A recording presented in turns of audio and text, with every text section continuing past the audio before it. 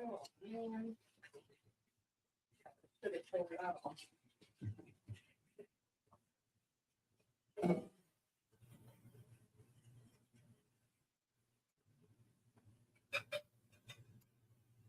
Shutting my volume up.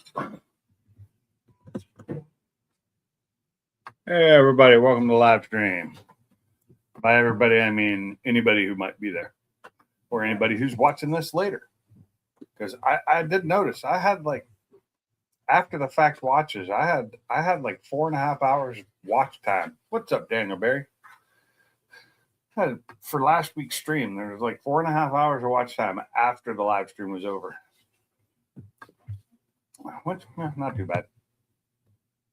I'm running a little late today. Trying to eat my dinner. And BTG. My wife made a absolutely fabulous pot roast stew type deal. It's so damn good. So, what's up?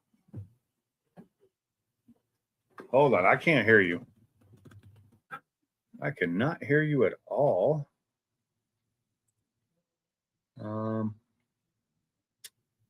Let's see. Oh, his mic settings are on. Got no sound. Well, I got to make sure it's not my computer either. Is it? No, my computer's working. Well, just the way to start this for now. This has been a problem the last couple of weeks. More than the last couple. People's sound's not working on my live streams. I don't know what causes that. What's up, Bama? Let's see.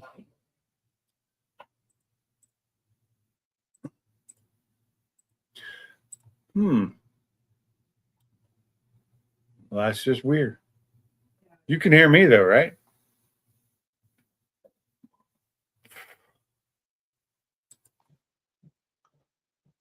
Okay, let's try. There it is. There. No, Now. what it is, I was recording voiceover, and I used my headset, and it decided it's just going to go to that microphone. It's like, yeah, that's not going to work very well. So, Doing a little ADR there, I see. You do voiceovers for your videos?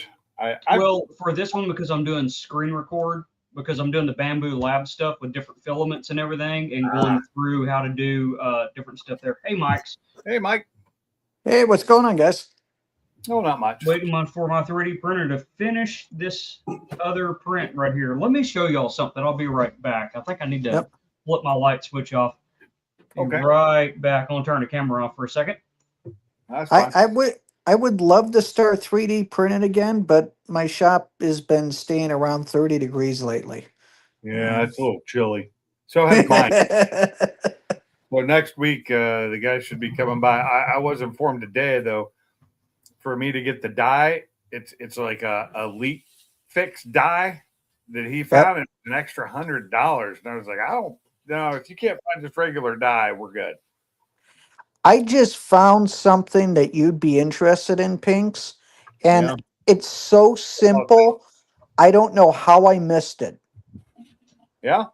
At the bottom of my videos, I'm looking at another guy that's affiliates. I just did a battery review, and he asked if I can, he can link my review inside of his, and he's got like 4 times the subscribers that I have.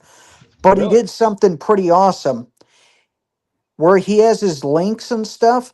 Underneath it, he has his contact information for people to contact for business and collaboration. Right. I don't have that on any of mine. So anybody who is reaching out to me to collaborate, I'm on some China list, and that's how, occasionally I get someone that reaches out to me. But I don't have it at the bottom of each one of my videos, which vendors watch videos, and they might not have known how to get a hold of me. Well, I used to put my Instagram and say Instagram and Facebook on mine, but I really don't want people reaching out to me, just to be honest. I used to have my email, but it was in my about page. That's where Okay. mine is right now. So they have to go through all that to find it. Whereas if I just put it at the bottom of each video, then that is Yeah, brilliant. I I don't can't. want the Chinese spam, so I'll pass. Yeah, that well, I had an email just for Pink's Garage, and it Yeah, was so do I. Well, well, not for Pink's Garage. I missed my old one because it was That would be funny. pinksgarage.com, and I don't have that anymore because I decided to stop paying for it because I wasn't using it.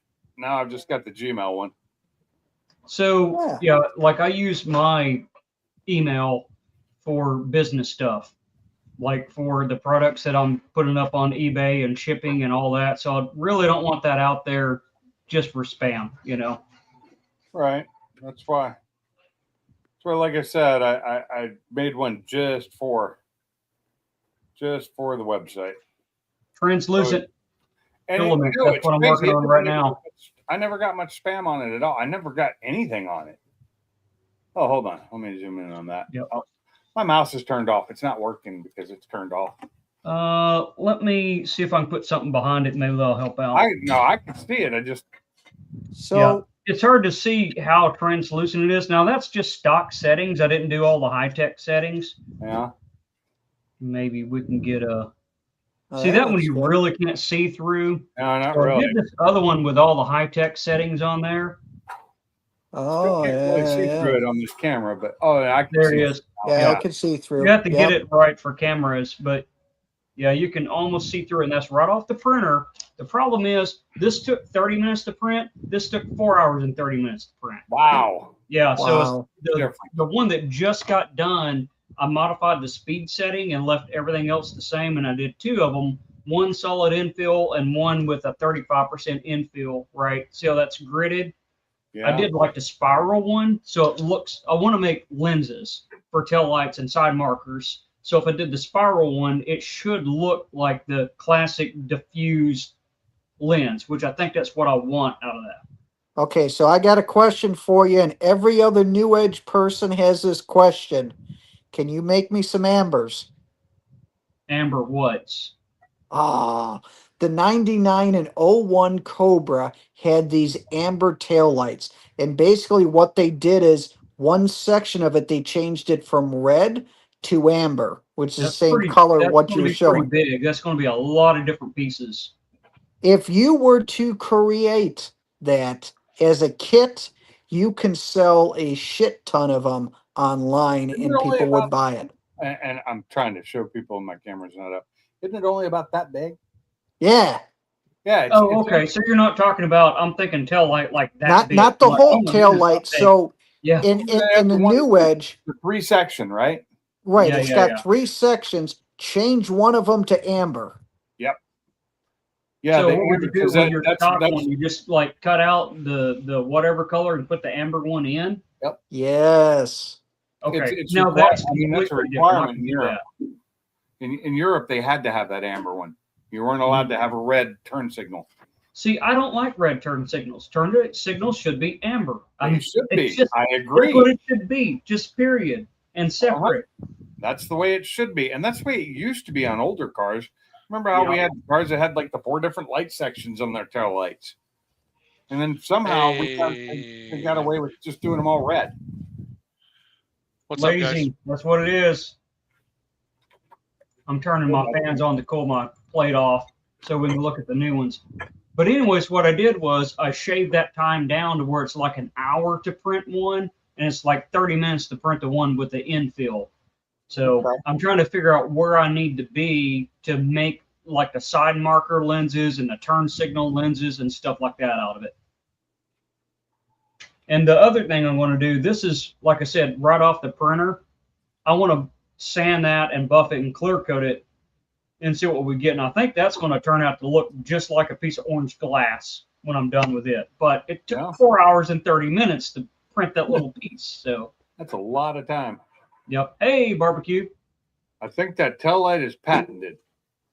Yeah. Yes, patent it- won't Well, last maybe if I made a whole tail light, but not a little piece to Not go not a with it. partial. a part of it is not the whole thing. Yes. I'm going to try and get back on a little later. That's fine. That's fine, man. Well, it's funny you said that, Barbecue, because I just watched Funky's video on that stupid little tool that was tearing up. It's like, man, I could make one of those, but it's patented. Whatever. Yeah, it's got the patent right on it. I'd definitely want the steel one, but not for the price they want for it. Yeah, exactly. I mean, honestly, if I was going to make one of those out of the PA6 nylon glass field, which would be a lot tougher, I'm going to be selling the same price anyway by the time I jack around and shipping and design work and everything. So, $45 for it. Yeah, it's kind of, high, but yeah, I couldn't beat that making parts. Plus, if they applied for a patent, that's money too. That costs money. Now, the application for a patent's cheap. It's like $10, $15 still, but it's all the work you have to do to get a patent. Have you seen patent applications? I'm sure you have. They're horribly long. And am I going to do something that's different so I'm not infringing on what they're doing?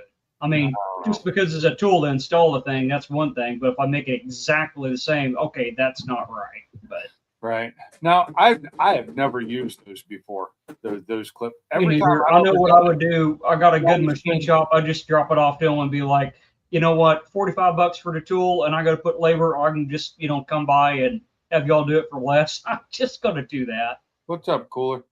No, I've never used those type of God, I can't think of the name of them now. I've always used the clips, like a C clip. Yeah, it's like a okay, so they got different ones for the floating pistons, right? Because I never done the floating pistons. Me, I've never done. I've done floating pistons. That's your 4.6s are floating. Yeah, I've never done ones with that type of. What the hell is the thing called? The C clips, the C clips, or the spiral locks. I've done the C clips. I've never done the whatever spirals. Spiral lock. Thank you. My brain's dead. I did have a root canal today, just so we know. I went to work today, and that's why my brain is dead. You went what? I went to work today. Oh, I did that too. I went to work, then I went and had a root canal, then I went back to work and worked and got my full 8 hours in. Yeah, I'm not about that. Well, that's my job. I got to be there. I'm salaried, so I got to work at least 8 hours a day. But I'm amazed at how much less still stuck to the plate. So hold on, let me zoom that in there. Where? Okay, let's see if I can get that right. See, that's the one with the infill right there with the texture. Is that like a spiral infill? Yeah. Yeah, you can do a honeycomb. There it is. There. Yeah. It's hard to see. And then that's just the one right there. Can't see it. My plate's in the way. But that's the one that's the same as that 4.5 hour one, other than sped up. Huh. So cleaned up. I wonder what it's going to 8 hours. Wish I could do just. Well, Mike, I never became. They look pretty much the same. So I'll have to go in and. But I don't. I'm lucky if I only get it. Only do 8 hours. But guess what? I only get paid for 8 hours, no matter what. Yeah. And I have worked many jobs over many years where I was working 12 hours a day. Nope. And that was almost 7 days. I remember my job at Carlson. We worked 5 12s, a 10, and an 8 every single week. They look pretty close. This is the 4.5 hour one, and this is the 1 hour one. At least on my camera or on my screen. Yeah, it's going to be hard for me to. If I do that, hard to justify the 4.5 hours though after seeing that, but that no light didn't really help. Not for me. Yeah, it needs to be backlit. That's what the problem is. Yeah, you need a flashlight. I do have a flashlight. Yeah, shine a flashlight through it. Okay, we're going to blind you. It is a slice of cheese. See, that's what it's going to look like with a flashlight. So, wow, it's just blows through it. You need a less bright flashlight. Yeah. Like my phone. Yeah. Because my phone, I can adjust it. Yeah. I can't do that. That's a bright light. You just have to watch the video on that to watch see it. I'm going to post some pictures up, but yeah. It's going to be hard to get that. But I'm looking at it and they look the same. This one is a little bit smoother, a little bit shinier, but I'm wondering if I could just not put this in the oven at like 120 or something for a few hours and get it to flow back out anyway. Okay, you don't have to. But anyway, yeah. I would have done them, sweetie. I know you would have. You don't have to. Thank you. Now I don't have to do dishes. Sweet. She cooks, so I usually clean. Even I just do it after I'm done with the live stream. But she just did all Oh, the that dishes. looks real good. This one right here, like I said, you got to have a light behind it, and my camera's not set up to do that, but it looks exactly like the lenses would look like. Let me try my phone. That may work. Hold on. I know when you got it at a certain angle, it was nice. Are you an iPhone or an Android? Android. It might be too bright. Let me try You that. should have settings on most I gotta Androids. find it first. If you hold the flashlight button down, it'll go into settings, and it usually has mine has a level on it, and I usually have it at the lowest level most of the time. Oh, that's just way too smart for me. I don't know how to do all that. I just hold the flashlight button after you turn it on, and then hold it. I am holding it. Well, so yeah, usually when I I do don't do it. It's on or off. when I turn it on and then I just hold it down, it goes into a flashlight and it's got on, off, and brightness. Okay. You did. Yeah, that's not going to work. No. My camera on the monitor just isn't made to do stuff like that. Yeah. Oh, But you got I'll put the pictures up on Facebook, and you'll be able to see it then, right? my camera on this thing sucks too. So Yeah. But I'll put it on Facebook, and I'll put it on my YouTube page in the community tab, and then everyone can see it there. But yeah, this one, whenever I put it up to the light like that, it looks exactly like what you buy at the store, the little tail light lenses. So okay. I think that's where I want to be.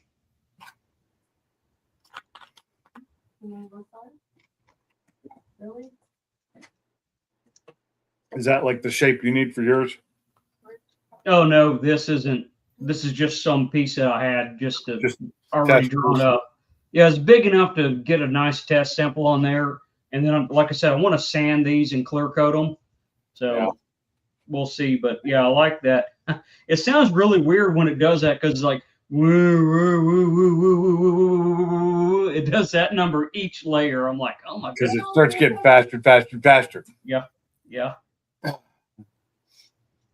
You quit leaving that door open. It's cold out there. So Cold it's great outside. to see that in a couple days it's going to be 70 again. Yeah, I think tomorrow is 60 and Friday's going to be 70 or 72 here. I think we're still in the 40s tomorrow. Yeah. We're still in the 40s tomorrow. Let's see. High tomorrow it keeps doing that to me. 42, and then on Friday 64. Saturday drops back down to 50, but then Sunday 63, and then 71, 73, and then it drops back down to the 60. You know, it's the winter. I get it. Yeah, that's fine. That's why I got me some brand new thermals right here. But hopefully, before it starts raining again next week, he'll come and get my shit redone. And if he doesn't put dye in it, it's going to make it harder. But I do have the sniffer, so hopefully I can find the leak that way. But I don't want to pay an extra $100 for dye. Barbecue looks like a slice of cheese. Yeah. Yeah. It did. Let me want some cheese. Cheese. Cheese with my Did you get yourself more cheese? No, I did not give myself more cheese. I'm kind of not allowed to be getting myself more cheese. Why? Because of calcium? Yeah. There's my depressant thing. That sucks. Barbecue, was that your engine that Funky was putting together or something different? I can't remember. I think that was Mike's engine. Okay, I couldn't remember. Which engine? The one that he did the spiral locks on, the 60 over Icon pistons. Well, that wasn't me. No, it wasn't you. It was Funky. No, I agree, it was not you. Oh, okay. I thought I heard my name Mike, and I just kind of Barbecue looked Mike. over. Or Oh, that Mike. Okay. yeah. I was gonna say Third I Mike didn't, in the channel here. because I was gonna say I had the C clips that you got to be careful as you put them on because they shoot across the shop. Oh, Don't yes. ask me how I know. It's one of those you wear safety glasses on, right? Oh yeah. Yeah, because those suckers, I mean, because you gotta kind of work it in as you're going around. If you just try to jam it in, not only do you damage the piston, but the damn things pop out as you're trying to put in it. But if you kind of work it in just right, then you get the feeling, and it's good. What's up, Dale? How's it going? Yeah, I hate when those C clips like that pop out at you. I've been hitting the Then face. it goes teak and it's lost, and you just go grab another one. Don't even try to look for it. Just go grab another one. Those are big enough that maybe if my garage is clean enough, I can find them. I'm lying. I never find them. Yeah. My garage is never that clean. Hey, Cooler. Hey, Dales. What's going on, gentlemen? What's up, Dale? Oh, how's your mouth feeling? Oh, it's fine. It's a little sore. Yeah, It's today. more pressure than anything that I'm feeling above it. And then if I hit my other tooth too hard when I close my mouth, that hurts. That's what hurts the most.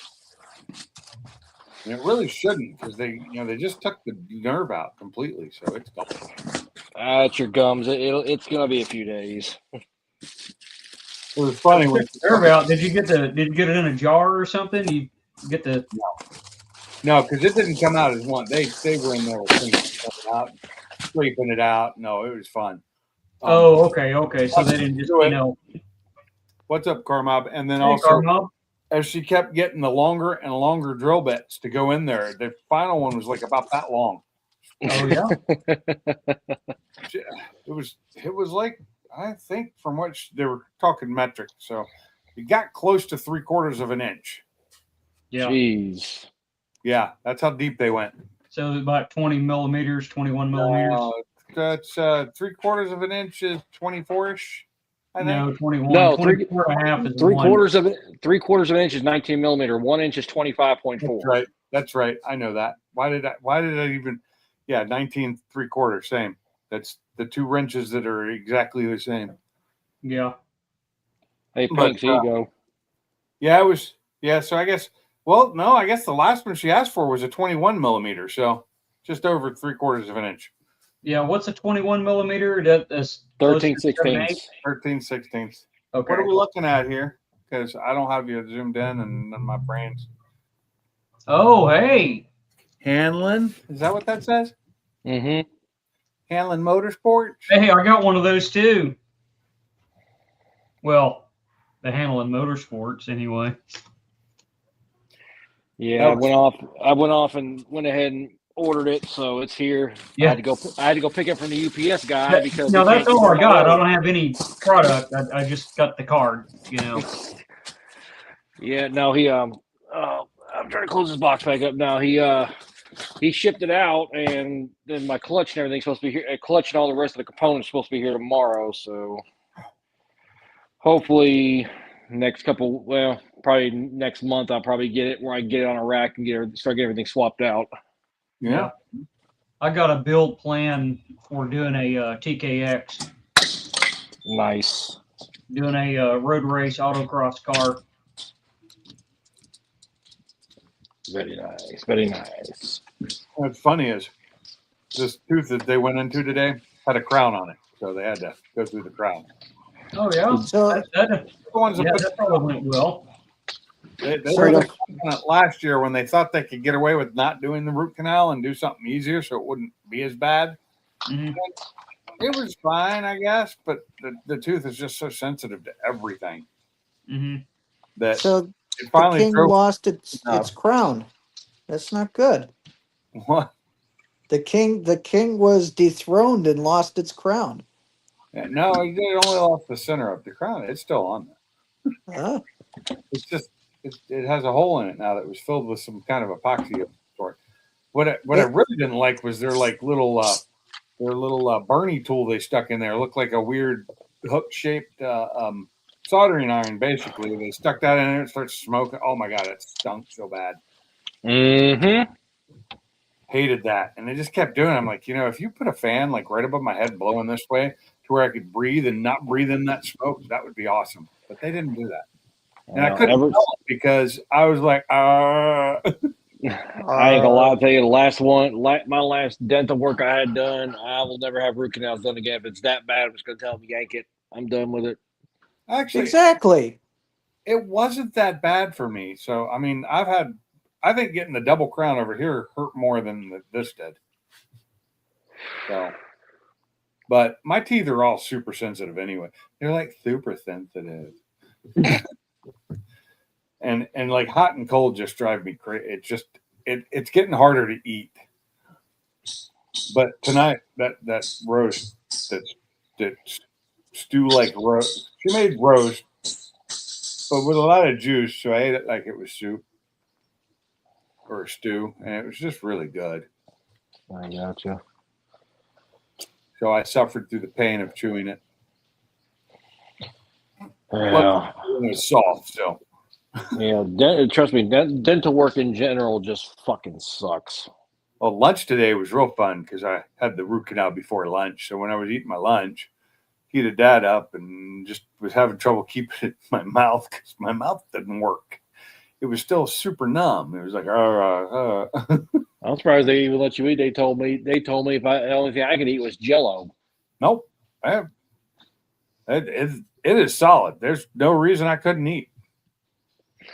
Now here's a weird question. I know you said crown. Do they cap it or do they stud it? I don't know what you mean. So they drilled through the crown that's on there because it was crowned, so fully capped. And they drilled through it because they had to get through, and they drilled the whole thing out basically. And then they filled it up with some stuff and burned it in there, and then used epoxy, and they put all kinds of stuff up in there. I don't know. They had all kinds of needles. They were shooting stuff in there. You don't want them shooting all kinds of stuff up in there. By the time they were done, though, they finished off with the epoxy that they used the ultraviolet on, and like a cavity filling thing. And they used that light on it, instantly done. Then they took some x-rays of it to check it, and it was fully up in there. And it's as solid as my other teeth. Yeah, I got one I got to go get pulled, but I got to have surgery to have it pulled because the actual root is actually into my sinus cavity. Oh, that sucks. Fun times. Yeah. Fun times. Is it the teeth, like the whatever you call them right there? Yeah, because I think they go way up in their roots do. You're talking about your canines? Yeah. No, actually, it's one of my. That's one thing weird in my mouth. There's been a few of my molars. A few of my molars have actually had like super long roots, and that's what one of those ones that's giving me problems is. It's actually the root is so long, it's actually into my sinus cavity. That's what they told me. It's going to have to go to oral surgery. I've heard that about werewolves before, so yeah, we get it. Oh. Yeah. It's just so weird, it's like my thumbnail today is totally AI. I won't make one. And then I was on the phone with Ken, and he made me one, and I was like, "What the hell? My name's Travis now." Oh no, mine wasn't that AI. Mine was. It looked like me. It looked like a real picture. Oh. My wife saw it, and she's like, "You took a picture?" I said, "No, my dentist was a female Asian. That's a man." That's just what Jim and I came up with. Yeah, I drill your mouth out now. No, she's real good. There was no pain. Why the whole process? The only thing that bothered me was the sound, and I didn't even hear too much of that this time because I had a headphone in and listened to a book the whole time. So that worked out well. I mean, the only thing that was painful was my neck from that chair. It's just horrible. And they didn't even give me a pillow. But still, after an hour, you're just getting tired. But speaking of getting tired, I'm pretty tired today. I think I'm gonna head out and wind down for the night, get ready for the whole job thing tomorrow. You have fun with that. Thanks for coming in. Appreciate it. Have a fantastic night. What you printed looked pretty awesome. I always like seeing your prints every week, so that's always cool. Yep. So thanks for bringing it, showing it. Thanks for doing the show and tell today. No problem. No problem. Like I said, I'm recording all of this, and then you can see the actual pictures and better lighting and all that if you want to look at that. So I did the glacier plate for the PA6 glass field because when I was using it, like the high temp stuff, I had to use a glue stick, and that's just a pain. So it's like, well, if I got to buy another plate anyway, I went with a glacier plate, and I got a video on finishing editing on that of just using all the stock settings and how to not have to use a glue stick on it. It works pretty good. That's good. Yep, cool little things like that. Well, anyways, I'm like tired. I'm about to fall asleep. So y'all have a good one. Have a good one, man. Thanks You for too, coming. brother. You as well. I'd love to do the 3D printing, but I just can't afford one of those nicer machines, and I don't really feel like messing with that old one that I have, the $200 machine. And that was $200 like 4 years ago. Over 4 years. It's been 5 years. I've had that thing for 5 years sitting in a box. It's an old one. It's a Creality. And boy. They're okay for what they are, but you have to buy so much stuff to upgrade them. And I didn't know all that when I bought it. And I think I actually paid only like $140 for it. So really no big thing. And, just been a paperweight. Yeah, a few of my friends do the 3D printing stuff, but they print like I forget, one of them prints like different like filler pieces for firearms, and another one he prints what does he print? He prints like he'll print phone holders like for desks and your office desks and stuff like that, where it's like it'll give you where you can put your phone, your AirPods, and all that crap and charge it all in one place. Yeah. I just I know my boss he has one at work, and he ended up buying himself a different one for home. So at work he's got the Kitty Max 3, and they just came out with the 4, which has a much bigger plate. It's like a 360 by 360 by 360. Oh wow. Yeah, it's pretty big. And they had it on sale when it first came out for, I think, with the thing that goes on top that holds and heats and feeds the 4 different colors of filament in, was like $1,200. Wow. But then at home, I think you got a bamboo. So, and me, I've got, I just don't, I can't do anything out in the garage or upstairs where I'd be anyway right now because I got no heat out there, and it is freaking cold in my garage. Well, I can imagine. I do all my videos too, so I'm not doing videos right now because it's cold out there. And I fell asleep. I fell asleep with my damn kerosene heater on, and I burned out my wick because it ran out of kerosene. I burned out my wick, and guess what? I had kerosene, but nobody had wicks. Nobody. None to be found in the loop. Anywhere within an hour. You need that little thing like I got the propane torpedo heater. No, I don't, because you have to leave a door open and have ventilation for that. Well, technically with kerosene you're supposed to also, but I know kerosene's nowhere near as bad. Actually, the one I have is rated for indoor use it's rated for being used. I could use it in my living room. Huh. Yeah. It's an old school clean burning wick style ones, can be burned inside. They burn super clean. As long as you have your average airflow in a house, it's fine. Huh, okay. But for like a torpedo heater, you need to have a door open. You should, if you don't want to, poison yourself. And I can't stand the smell of them, the kerosene anyway. This thing burns. I don't even smell it. Well, like when I run mine in the garage, I run it for like 20, 30 minutes, then cut it off, and it normally maintains. I had one, and then I sold it after I put the heat pump in. And then the year the heat pump had been in for like 2 years. And so I finally sold it. It was just taking up space. That winter is when the heat pump quit working. Well, speaking of all that stuff, how much ice did y'all get down there? Or you get away unscathed? Ice? What ice? A lot of ice. At my house, we had a slight covering of ice on like the steps out back here. We had a little bit on my driveway, but as soon as the sun came out, it went away. Oh, hang on, I'll show you something. Now up the road and down, so both north and south of me, they had ice and snow. Just right where I live, it missed us. Just went around us somehow.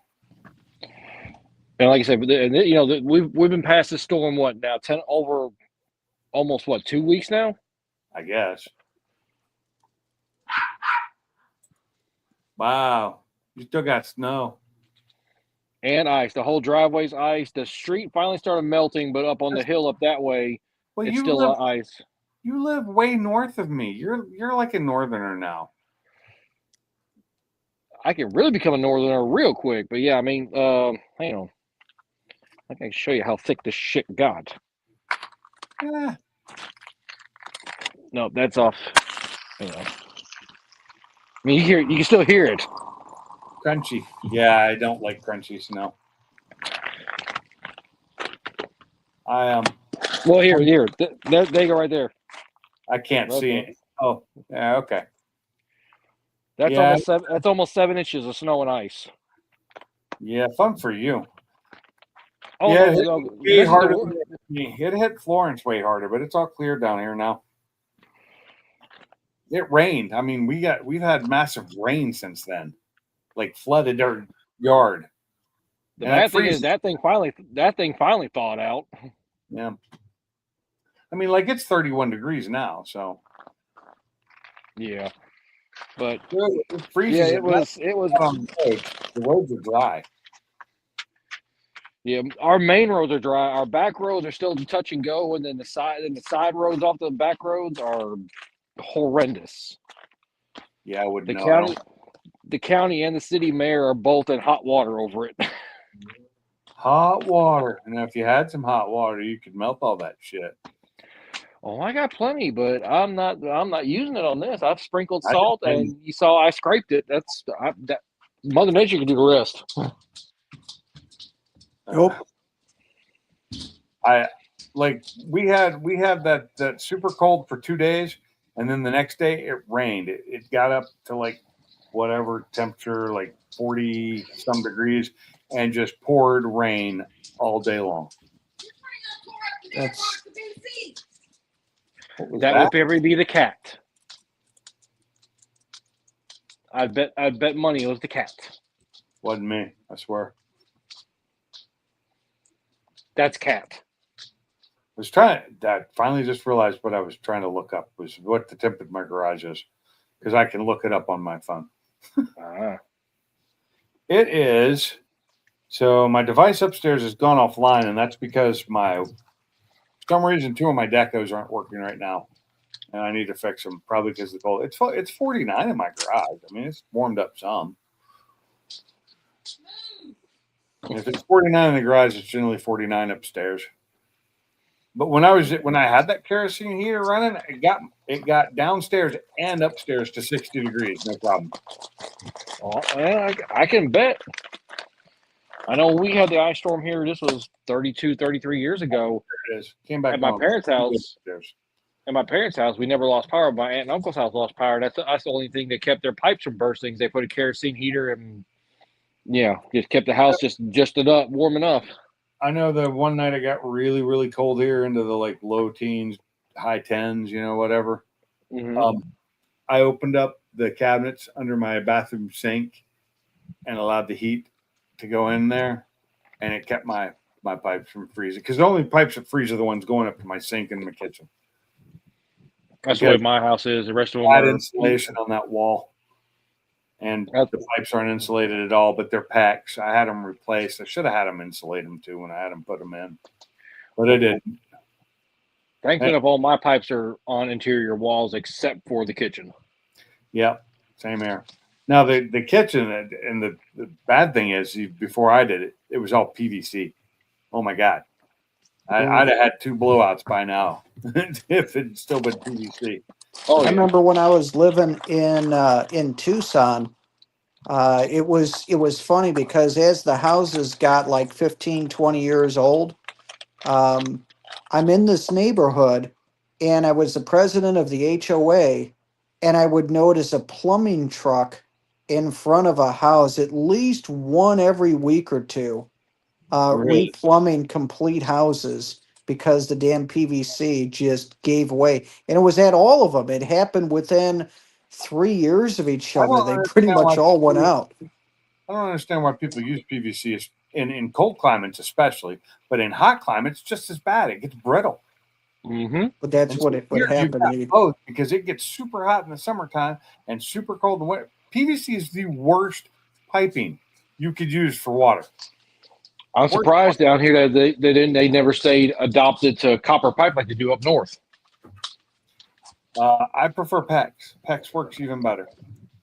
It's Oh, cheaper yeah. than copper too, and it can expand. Copper will snap; it'll break too if it expands.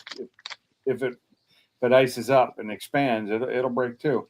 I'm gonna have to go reboot that deco, aren't I? And then that's me going upstairs and it's cold, so that deco's staying offline. The one in the garage, I rebooted. I unplugged it and plugged it back in yesterday. It came back online. So, but those are my older ones, the little discs. I've got the taller ones, like the one behind me here. You can't see because my camera's off. I'll show you because it is right behind me. Well, not right behind me, but it's on the table right there. There's one of them. That's my Wi-Fi. One of the 4 or 5 that I have. The main one's in the bedroom right over there. So I don't really need one here and there, but it seemed to help when I put it in here. I don't ever get the bad Wi-Fi signal thing on when I'm on StreamYard anymore. That's good. No. Thankfully enough, well, I can't remember. Have you been out to my house before, Pinks, or no? Nope. Never been to your house. I've only got my Wi-Fi router and everything set up in the living room, and I can probably go 50, 60 feet away from the house, and I still got decent Wi-Fi signal. But I'm also paying for gig speed too, so I imagine that helps a little I'm bit. about ready to stop paying for gig speed because my 2 years just ended. And I think first of all, Spectrum just pissed me off for a couple reasons. Spectrum can suck it. So I had my auto bill pay set for both my internet and my phones. And the first thing they did was they decided that we're no longer going to give you the $5 off for auto bill pay on the internet. And I'm asking why they did that. And they're giving me this explanation. I'm like, oh, corporate greed. Gotcha. And then on the phones, you're required to do auto pay now. It's a requirement. You can't not do auto pay. But they also changed the date on me without like anything other than in my bill that I never read, right? Because it goes to my email and it was set to auto pay and it was set to pay on the 6th of the month. And it has always paid on the 6th or the 7th of the month, every month for 2 years now. And in January, and I didn't notice in January because I had money in there, more money than usual in that account. And so it took it out, wasn't a problem. Well, this month I didn't have money in there until payday. And I was expecting it to come out on the 6th. It came out on the 3rd. And I called him up and went, hey. And he's like, well, your auto pay got changed because we changed it from a 21 day after due date to an 18 day after due date. And I'm like, yeah, but my auto pay is still set for the 6th. She's like, well, if you changed it to the 6th, it was too late because it already come out. I was like, no, I didn't change it. That's what it's set to when you go in and look at it. It's set to that date. So how are you taking it out on the 3rd? And they're just like, they are not willing to do anything. I'm like, fuck y'all. You just cost me money, like half my bill. And it's, it's only $60 a month for 2 phones. So that's great and all. And for the first year, it was only $30 a month for 2 phones. But, and then taking away the $5 auto pay thing without telling, just out of the blue, just bam. And then next month, I'm out of my 2-year entry fee. So it's going to go to whatever price it is now. I think it's like 130, somewhere between 120 and 140. I haven't figured it out. I need to call them and figure out what it's going to be. Because if it's going to be that much, I'm going to go down to the 500 megabit. I don't, fuck them. Fuck them. It's just getting ridiculous. The price. I thought the price was decent at what I was paying, which was $79, and now it's already gone up to $85. 80 from $79.99 to $84.99. So $5 there, and now next month it's going to go up another $30 to $40. So, okay, here this is going to sound weird. Now, are you on City Electric or like on an electric cooperative? We're on, I don't know, like TVA or something like that. No, it's who is our electric? It's hold on, I'll tell you. To look it up. I don't remember their name, but I have a little app for it. So it is Sheffield Utilities, which is down next door. Okay, the reason why I was asking is because like I'm out here on Southwest, which is it's it's the electric company for a lot of the rural areas around here. Right. But we got internet through them through a local provider called Aeneas, and we don't have rate. We don't have that rate here. Okay, I got a flat rate of $99 a month for gig speed. So my internet in Washington State, and it was when I got it, was awesome. It was direct fiber into my house through the Click network, which was used to be owned by Tacoma, but they sold it out. And anybody who bought it initially was grandfathered in for like 10 years, they said, for the same price. And it was $60 a month for gigabit. Wow. That's cheap. And when I was done and I shut it off, it was like, well, you need your modem back there. Like, no, that's yours. I mean, it's useless. It only works on their network. And so it's, it's just junk. I threw it away. And it was brand new too. The damn thing was it was like a year old because they just finally gotten it like maybe 2 years before we moved. But yeah, here we don't have that option. So before I got this, I was on AT&T DSL because that was the only option I had here, or Starlink, which really was just coming out and you couldn't get it quite everywhere at the time. Yeah. So I had that DSL, which sucked. It cost as much as I'm paying for this 1 gigabit. But then they ran those lines, which I thought was going to be AT&T, and ended up being Spectrum. Well, somebody else just ran new lines too, and they haven't hooked them up yet, but they've just run them all through the area. And I think that is AT&T, but I've seen their prices, and I'm not going to AT&T because if I don't have the Spectrum internet, I can't have the Spectrum phones. Yeah.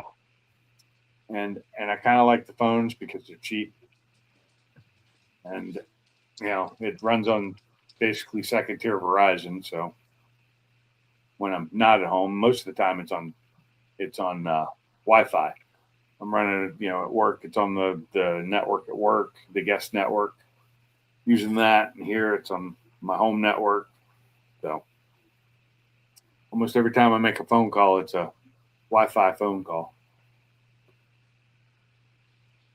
Gotcha. Oh. Service in this area sucks for anybody. I'm right next to power lines. That does not help. Oh. Power lines give you all kinds of health issues. Nah, not really. They can. Not they these. Can. These they don't. Zap you. Well, if they zap me, I don't yes. know. These aren't the big boys. These are the low. These are the low. I guess they'd be medium power. What? How many volts are they? Like, I think 50K? I think so. Yeah. Yeah, these aren't the big boys. That's up the road a ways. Not the 300K, the big monsters. No, not the big monstrous ones. We've got. But if you took like one of those big 4-foot fluorescent lights and you stuck one end into the ground and the other end was facing up, would it light? Depends on the day. If it light, then that's a lot of what would that be? EMF? I don't know. I don't know. I just know that you could hear the power kind of on my old pergola that I used to have out there. And it was weird because you couldn't do it on the house. Anywhere on the house didn't do it. Even with the garage having a metal roof, didn't do it. Or the shed with the metal roof didn't do it. But a pergola, for some reason, it picked up vibrations. And I don't know if it was coming from the power or the ground. It was weird. So, but I mean, you had to stick your head, your ear up to it to hear it. Yeah. Yeah. Well, it's like with your service panel. You turn on electric motors and stuff, and you put your ear close to the panel. You can hear a little bit of buzzing. Oh yeah. Yeah, I ain't gonna lie. The first time I heard that in this house, it kind of spooked me. And then Amy opened the dryer when I was out there one day, and it quit. And I was like, I even called a buddy of mine. I was like, I got a breaker going down. He's like, no, they do that. I was like, I okay. can hear that. Yeah. I don't even have to put my ear up to it. I can hear that almost anytime because I'm attuned to that sound somewhat. Because I used to listen for it to make sure it was working right. Yeah. To know if the motor actually came on or not, where I couldn't see it, and so I didn't have to go up and down. I used to listen to the electricity. You could also put an ammeter on it and check how much amps drawn to make sure the motor came on. Yeah. This is true. This is very true. Yeah. Oh, we got Salty in the house. Hey, Mr. Salty, how you Yeah. doing? Salty. Today. What's up, fellas? How y'all doing? Hadn't said nothing about you, and he came up today. We're living a Nah, dream. I just now clicked on your live stream. Oh, totally fine, totally fine. Just chilling tonight. Been a long day. Yes, it has. Been a long, boring ass day for me. Why? What'd you do? Or would you not do? Damn thing. Not a damn thing. That's what I'm saying. It's been boring. Just I ain't went done to a damn work. thing. I went to work. I went to the dentist, and I went back to work, and then I came home. And since I've been home, I haven't done much anything. I played a little games. I've watched one show. I watched. That's what I'm doing. Sitting here playing WoW right now. Oh, I play phone games. I watched the newest episode of. Oh my God, the hell's the name of that show? Oh, that's a new show. Oh my That's God, it's a new Fallout? show. It's not. It's in its 4th season now, I think, or 3rd season. One of those. Oh, Jesus Christ. My brain's just gone. Ain't Fallout, is it? No, I watched that yesterday. I finished that off yesterday. It was pretty good. It is. It was. I'm ready for the next season now. I've been Mhm. watching all the videos coming out of Sick Week. There's some pretty damn good cars going down there. Yeah, I've heard almost half the cars haven't made it to day 2. Oh no That's no no pretty no bad. no no no no! That's bullshit. All the 5-second cars hadn't made it day 2. Ooh. Yeah. All the cars Is trying to go 5 seconds. La Sala down there? Quarter 'Cause I haven't mile paid and for attention. average for the week. So Yeah, is La Sala made it down there? yeah, he's there, but he's not racing his car. No? What? No, he's not racing his car. He's co-pilot. He's co-driver of Motion Raceworks El Toro, the little black Mustang with the stickers all over. Okay. So they're Shrinking. That's the name of the show, Shrinking. Man, my brain was just done. He's got basically that car has almost got the same exact motor set up, turbo set up, and all that shit that Brett LaSalle has got in his snot rocket. But they're trying to do it in a conventional Fox body. So just don't want to have the same person win every year, right? well, Brent's only won it once. So God damn, that thing is kicking my ass. But You shouldn't let that thing kick your ass. no, I wasn't paying attention. I mean, this damn one Delve, you gotta pick up these candles and put them out so you don't walk around in the dark. And I forgot to put the fucking candle out. I'm sitting here fucking just losing health like a son of a bitch. Oh, But not good. nah, it's different this year because Cletus and none of his gang are in it or nothing like that. So Yep. And it kind of sucks because I was hoping to see him in it, but he had a wedding to go to. yeah, and that's good. That he's being a man of his word and stuff like that. So hey, I ain't got nothing but respect for him, man. Yeah. Yeah. He made that promise to be there over like 2 years ago, I think is what he said. Yeah, did you see that little short that he put out today? A little small video. Was it the one about Biffle's stuff? Yeah. I saw it on Facebook actually. Yeah, that's kind of sad, you know. It really is. Yeah, it is. But everybody's got to understand. I mean, hell, can't get mad at them. I mean, shit, they're no longer living. Mad at him, they're They happy that can't he's ship it. doing it. Can't ship you your stuff when they're not alive. Most people are happy he's doing it because these people had ordered this stuff before they died. Some of it Yeah. after, because the website stayed live until it ran out of inventory. And there was nobody there to kill the website, you know. Yeah, because it was all run from his house. Yeah, he done all the done everything from his house. I mean, so it's pretty much all of it from their house because they just Who died? Greg Biffle, NASCAR driver. Oh yeah, the plane crash. Him and his family. Yep. Yeah, it was really sad, man. He lost his entire family. You heard the NTSB report. What happened? It was. Yeah, I heard it. Yes, what was it? it? Just wrong pilot, man. Wrong pilot in the seat. Yep. Oh, that was the issue. Wrong pilot. It was. That's what most of the NTSB didn't come out and formally say that, but if you look at you watch any of the videos from any of the other pilots that goes on YouTube and talks about plane crashes and things like that, 100% they're all blaming it on the pilot. 100%. Pretty much. And it's not that he wasn't he was a pilot. He just wasn't certified on that airplane, and it was bad conditions.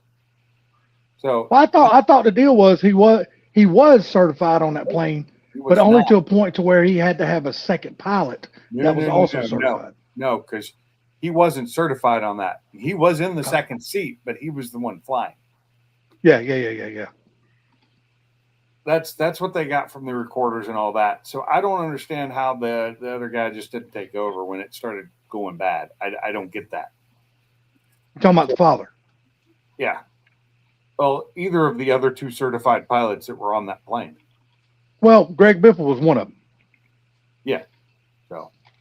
Yeah, it was Greg Biffle, and then the dude, and then his son. Well, him and his son was the ones in the front. Greg Biffle was in the third seat. So that just sucks because they all knew something was going wrong before it happened. Oh yeah. If they had just made it a little bit further and hit better, it wouldn't have blown up and they'd still be alive. That was the problem, is the way where it landed. You know, if they it's just like that text that she sent out to her mother. You know, we are in trouble. You know, and that was it. It's all the text said. We are in trouble. I think it wasn't. I think we're in trouble. Yeah, something like that. We're in trouble or something like that. Yeah. Yeah. And I don't think she meant it as she thought she was going to die. I think it was more of that, like, you know, the plane's having some issues. Yeah. I think you're right about that too. So, because they could have made it if they had, you know, they had dumped fuel. You know, they didn't have time to, but if they dumped fuel, had they made it to the runway itself, they'd have been fine. All they had to do was lift up, but for some reason they couldn't get up. I'm guessing either a downdraft, a shear, could have been a shear, or, you know, the engine problems. I didn't watch the videos. I didn't really care that much anymore. Well, according to what everybody said, they didn't see anything they didn't hear anything. No matter what, NTSB say that there was any kind of engine problems. Yeah, it's not going to bring them back. So. Nope. Sad too, because Greg was one of the good guys, man. He was. I used to love watching him race in the truck series. Yeah, you got a lot of a lot of past NASCAR drivers that turns into assholes. Yeah, he just never did. He was just always one of the nice guys, man. I think he was more of an asshole when he was younger, because he was young. Yeah, and he wasn't an asshole. Young and cocky, you know. That's the way you got to be. Yeah, he was definitely cocky, but I enjoyed watching him race. I enjoyed watching him win the way he did. I don't know if it was so much he was cocky. He was just he just knew he was good, and he was in good equipment. I don't know. You know. I don't know. It sucks when, you know, it's only the good die young, right? And what they say. He wasn't that young. He was my age. His wife was young. His kids were young. Ready? No, his wife, Christina. Yeah, I think 35. I can't remember what her age was. I know she was pretty damn young though. She was closer to Cletus' age.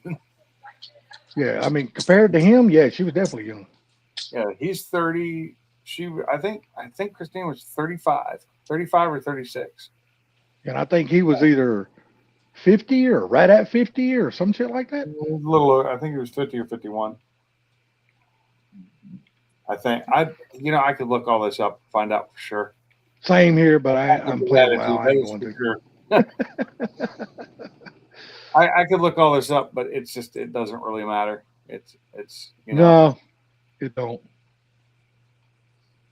But it's just glad that the family is going to allow Cletus to do all that for the people who bought all the merch and stuff like that. So well, he's got to set up to be able to do it easy, and he's. What is he doing?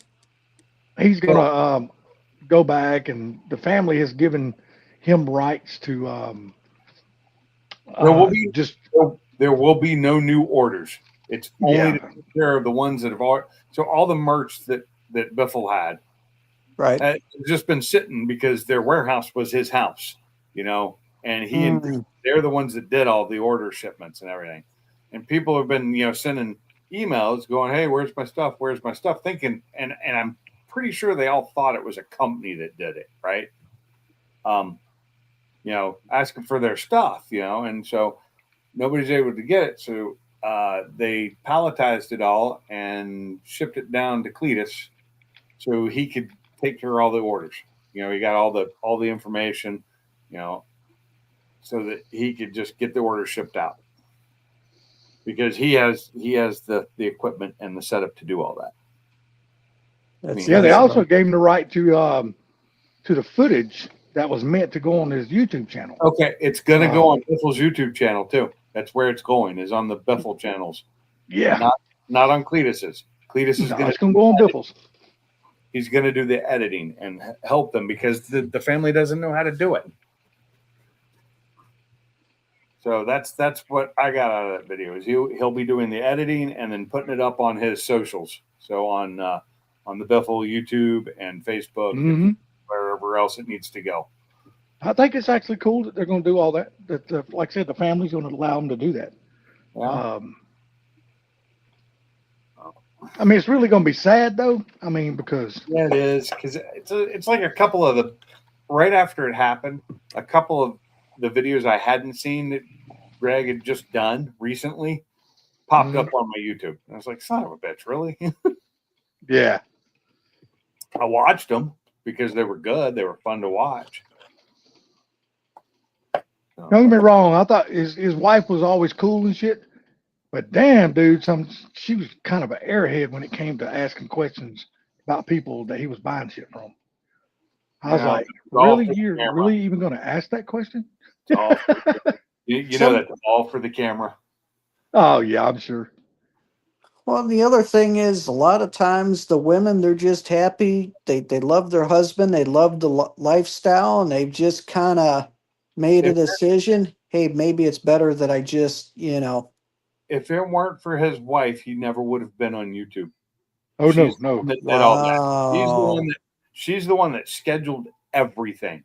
She was a planner, and they talked about this before their death.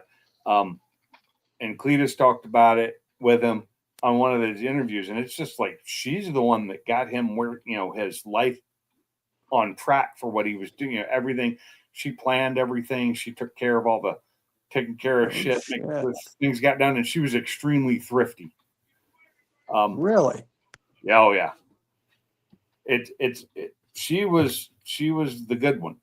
She's what got his life on track. Because that's his second wife. Because his daughter is with his first wife. Which sucks for her because she lost her daughter too. Yeah. Oh, it's Mr. Mach 1. Yeah, did you see where his ex-wife released a statement saying, I think it was that she just bought her daughter tickets to, was either Italy or France or something like that. I have no idea. High school or something like that, some kind of graduation thing or don't really know. Didn't really pay attention to any of it after that. I was like, damn. What's up, Gary? What's up, Gary? Nothing but the rent. Yeah, I saw that. And that comes every fucking month too. I saw that picture of you at lunch at what was it, Davies or Dailies. Dailies? That's it. It looked really good. Dude, Maybe I'm I'll telling go you. there. Huh? At one time, that was the best burger joint around. Burgers and hot dogs. Not anymore. Not anymore. Just well, I mean, it's still good, but you know, It's just not like you. not like it used to be. Yeah, I know how that is. I knew a couple of places like that they're still in business, but they really probably shouldn't be anymore. Because the people that made it great aren't there anymore. Right. Yeah. Not saying they're bad. Just like it's not what I wanted. Honda Foreman, what's up? That's me. That's you? That's me. It's my other channel. Oh. Hey, Sublime. What's up? What's up, man? What's up? What's up? What's up, Travis? Travis. Yeah. All these guys on multiple channels. Oh, I've got that place was a place that my dad really liked years ago, and there's one left in the state, and so I figured it would kind of like, flash a memory or something. What up, T? Yeah. So how's he doing? In and out. In and out. In and out. Hey, So, Cooler, What's up? on your AI thing that you posted, why did you say call me Travis? no, Look at the name. I didn't make that, but look at the name tag on the picture. Oh, okay. They put Travis on there? If for some reason they put Travis on there. Oh, made, God. did, That's did, funny. Who made that one? Was it Ken? I had Ken do it for me because I don't trust a lot of that shit. I didn't see any others. I just saw his. There's the right channel. Hey, so I don't know if you guys seen it on my Facebook, but a friend of mine apparently reopened Middle Tennessee Dragway. really. Really? Where is that Where'd one? you say? Yeah, where'd you say it's at? It's about 3 hours away from the computer. It's by, I guess, Cookville. But this place, I mean, it's between two hollers up in the mountains, man. Oh. Middle Tennessee Dragway. I don't This know is that. first time hearing of it. So It's one of those things where every time I've always looked at the name, I always called it Middleton because it was middle and then TN abbreviated. But I had called Ken on it to see if Ken had ever heard of it, and he's like, "No, I ain't never heard of it, but I'm not saying I wouldn't go check it out." It's it's up near Rock Springs, I think. There. what 8 Mile Track? I believe so. So it's west of Cookville. It's just northeast of Lancaster, and almost directly east of Gordonville. I'm thinking Ken said it was like 3 or 3.5 hours away from Jackson. Oh wow, it's west of Jackson. It is no, it's not west of Jackson. It's east of Nashville. I mean east of Jackson. I'm sorry. Yeah, it's east of Nashville, so that's a good ways. That's a long ways for me. Yeah, because I was gonna say because Etheridge is like a little over 2 hours, if I remember right, or 2.5 hours. Well, see, the guy that's opened it up, he's in. He lives in not in Crossville, Cookville. Cookville, which is not too far from it. Yeah, he's the guy. He lived up here. He graduated school up here. You're right. It's up in the middle of nowhere. It's up in the middle of nowhere, man. That's what makes it so cool, right? Yeah, it's right off. What is that? Rock Springs Road. Middle Tennessee Dragway. It popped right up when I typed it in. Got a long run out, but at the end of that. Oh wait, no. I think that's just Google Maps giving it a longer run out than it had when I zoomed in. It's not quite that long. That could be a quarter-mile track if it was that long. Yeah, like I said, I think it's an 8-mile track.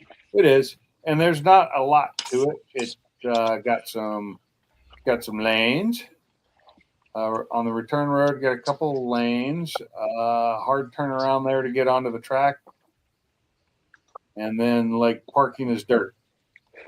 It's just dirt parking. So it's just your basic. Doesn't even look like it has time limit, but it might. Old school dragway, man.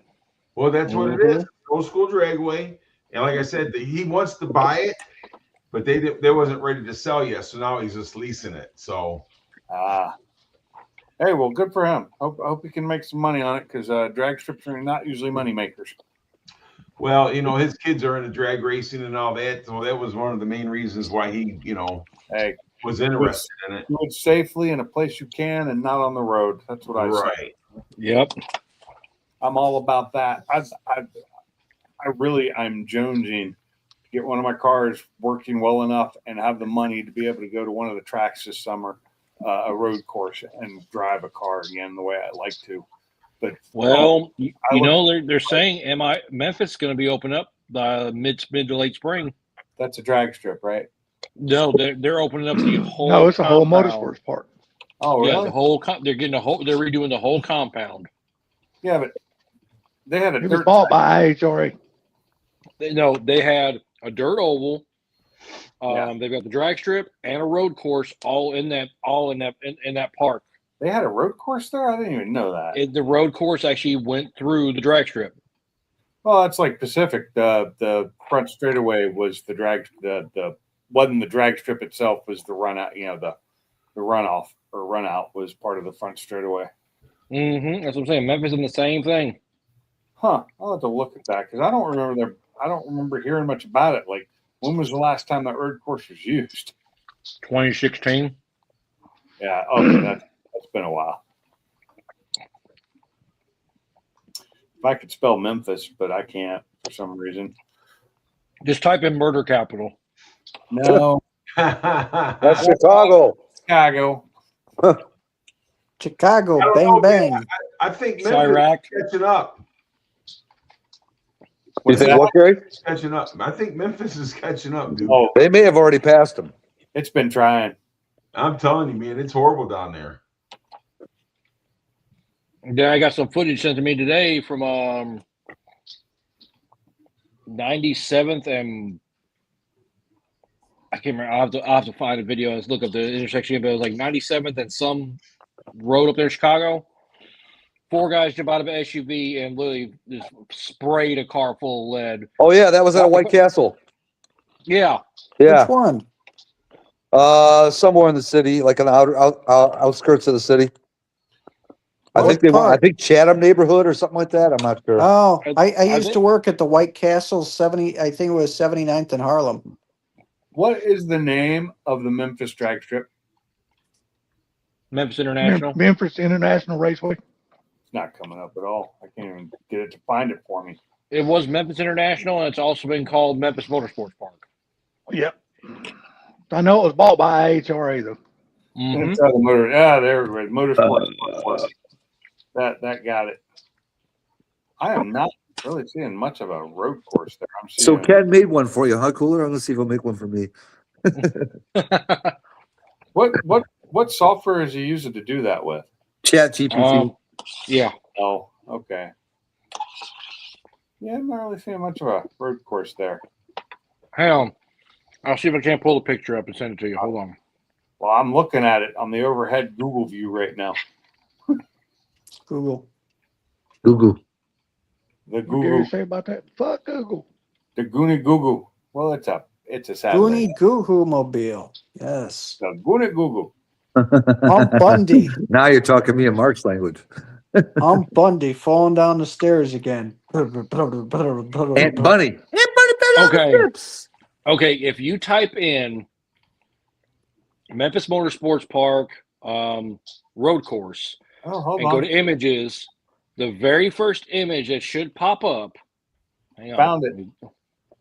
Okay, now here you see the little white line they have outlined, right? No, I'm just looking at I'm still just looking at here. I'll look at the Hang on, I'm gonna save it and send it to you. Hold on.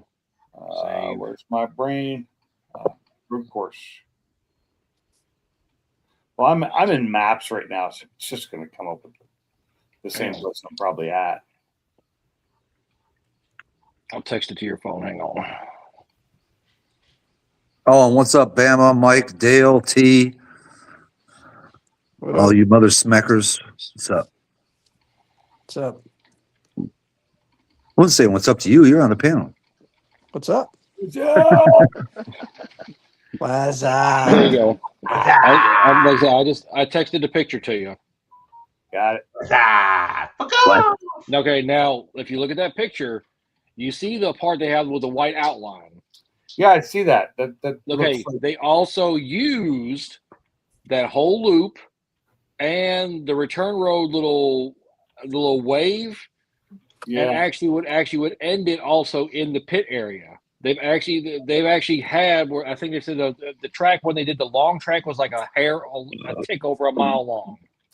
okay, so it's still a small track, and it's very, very flat. It's very flat, and it's got you see it's got good straightaways, good sweepers, this, that, and the other. But it's a lot like Portland International. Portland International was a super flat track. I had fun on it, but I was running with bad brakes, and I ended up going. I got lucky where my brakes failed on me was a spot that was the drag strip, but had cones marking the road.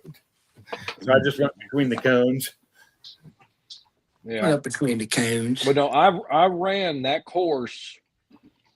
Okay, 26. I've driven it myself. I don't run. I did it in a front wheel drive class. In a front wheel drive car, it was still fun because the one thing was that I literally, if I remember correctly, I think I literally had three hard brake zones, and the rest of them I could just get on the gas, let off the throttle, let the car pull itself down, and just roll the momentum through all the curves. Yeah.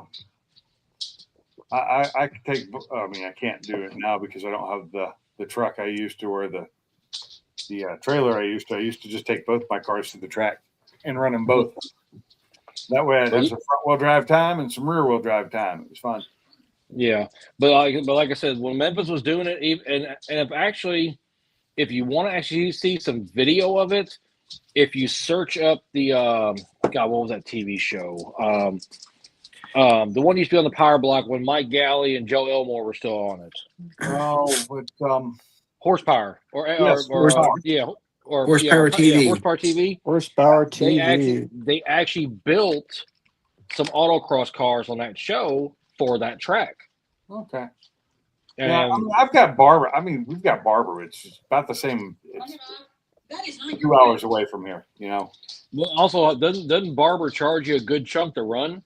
All of them do if they're running an actual road course. Yeah, they're expensive.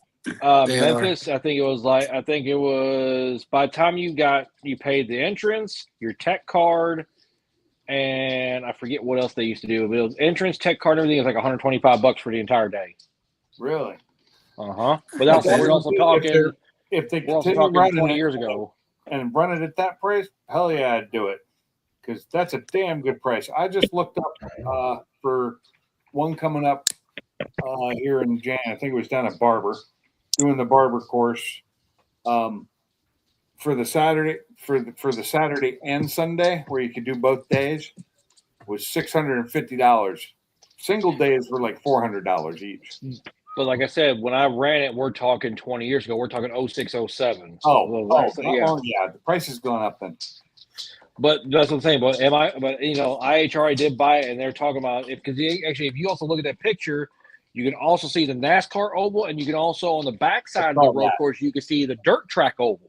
Yeah, I saw both. You can see it. It's got a lot of tracks there, but they're going to be in disrepair, all of them.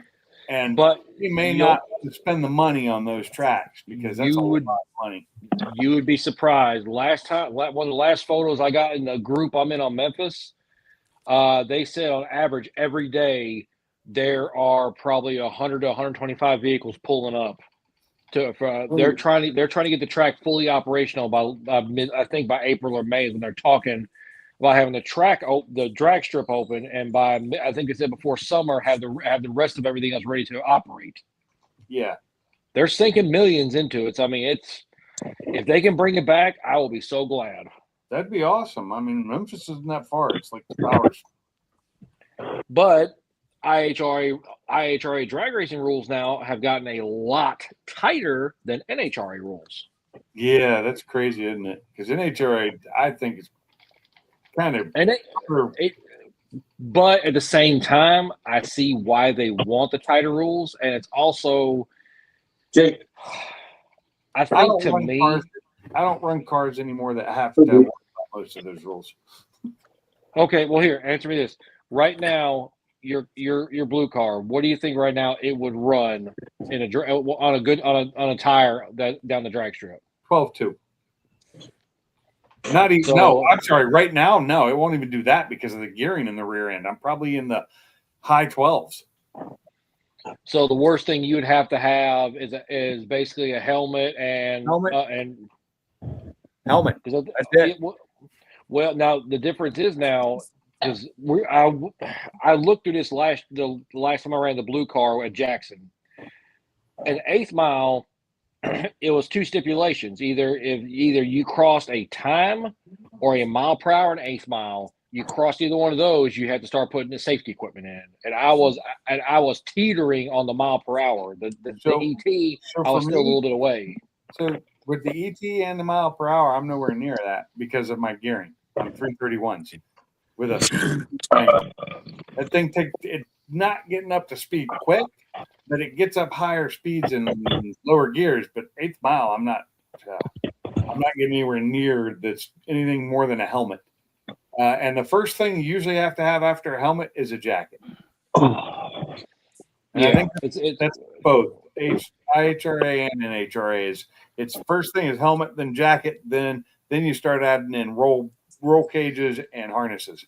Yeah.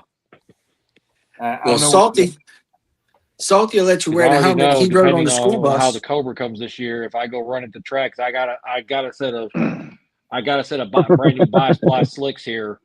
If it actually will hook up and go with the power it's probably going to make, they're probably going to let me run one time. They're going to tell me I'm done until I put a cage in, and once that happens, you'll never see a track again.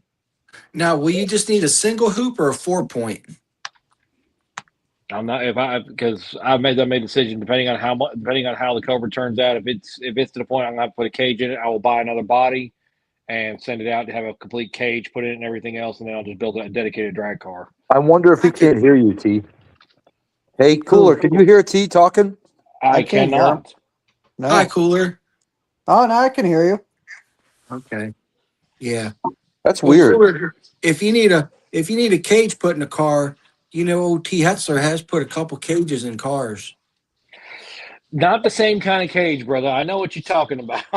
Well, no, I'm talking SCCA. I took a second. I've had shit that was inspected by SCCA. I was going to say SCCA is a completely different type of cage. That's the problem. A lot more door bars for that. Yeah, the SCCA cage is completely different from a drag race cage because we're talking. Yeah, it is. It's like an S550s. Once you cross the point, like S550, you're good. All you need is the helmet, jacket, and you're good until crap. I think it's the S550 right now is good to 9.0s in a quarter mile. Really? And after that, you got to go automatic big cage. You can't do a 6-point. You got to automatically go 10-point. Yes, babe. Damn. Okay. That's a lot of work. All right. So, but yeah, I know about the SCCA stuff because I've dabbled with cars with that. I was gonna do that to that Beamer if I hadn't sold it to my son and him wrecked it. I was gonna do an SCCA wheel-to-wheel racing cage in that so I could use it as a track car. Like because actually racing car, not just high performance driving. We did that our cage was also certified because we ran EMSA Firehawk with it too. Okay, now when you mix IPSA in, that's a little bit different story too. Yeah, because we did it. The car we ran it on SCCA, but we also ran the car with EMSA Firehawk and more endurance races. Because like when I ran my old front wheel drive car, I can't remember what class I'm in, but basically when I was running times on Memphis's road course, They said if I ran, I think they said if I ran more than a second faster than I was running, they were going to flag me. They were going to flag me and tell me I couldn't run again until I put full safety equipment in the car, because the times I was running in that car on the Avons, I was keeping up with like C5 vets, over the course. Like they would blast past me in the straights, but through some of those curves, I could keep full throttle and go through. C5 vet. C5 vets couldn't keep up with me on the track.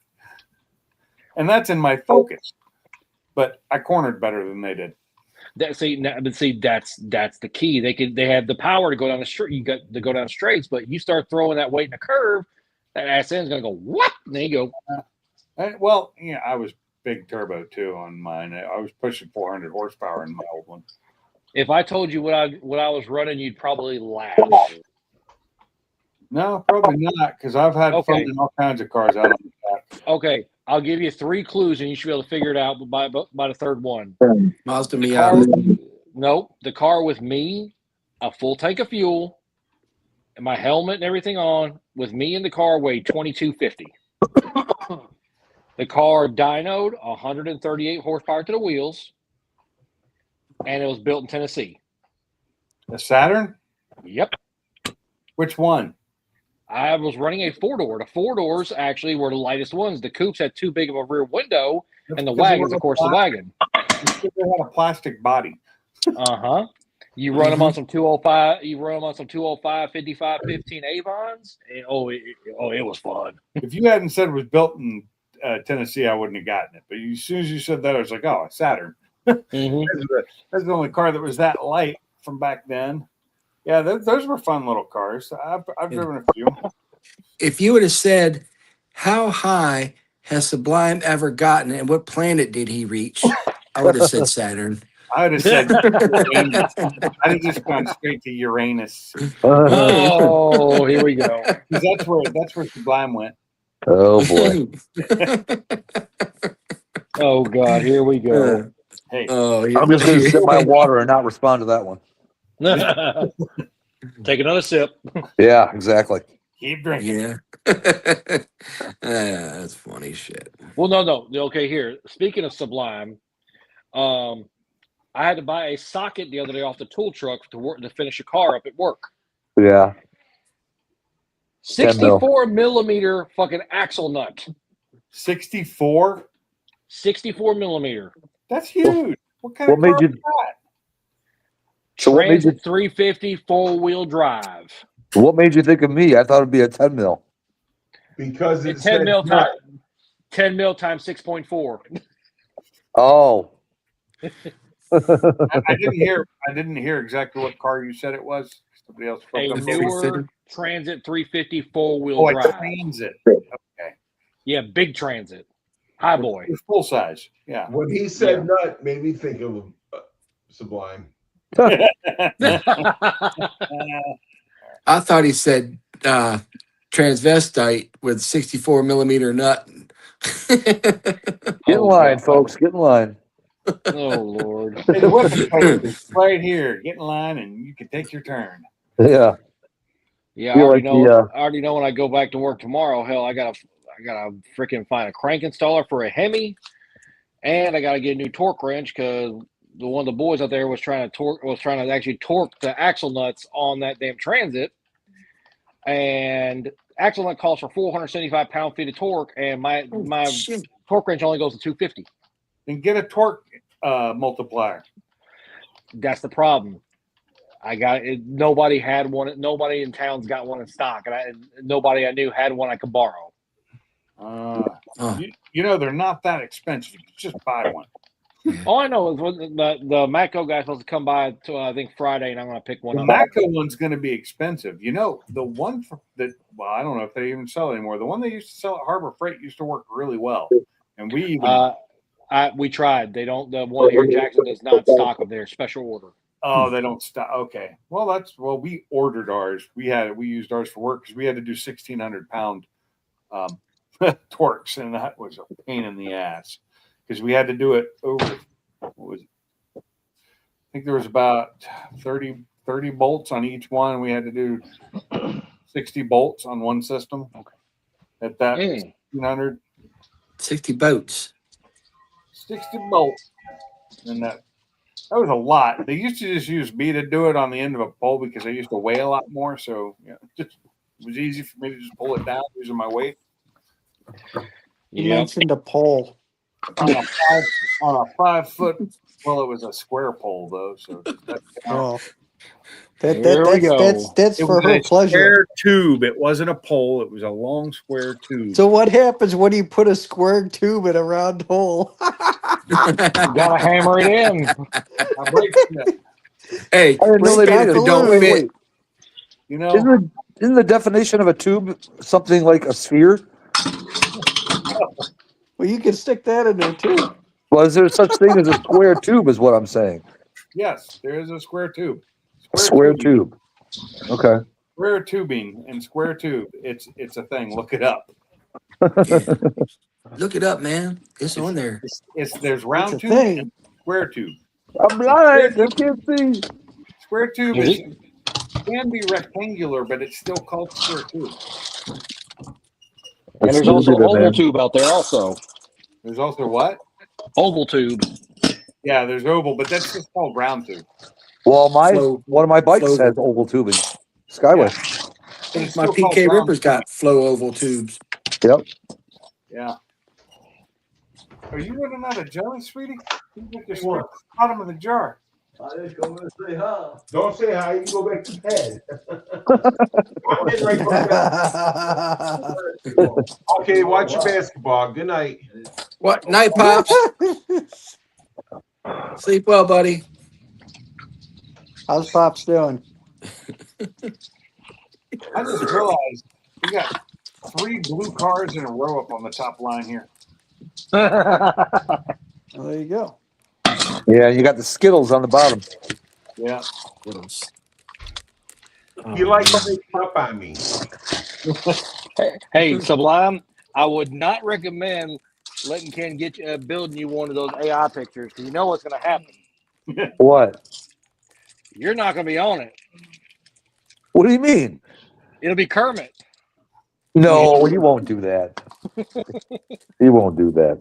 Woody would, but I don't know that. Yeah, Ken won't do that. Hey, where is Woody tonight? Or he maybe make 2 of them. Here's one for you, and here's your Kermit version.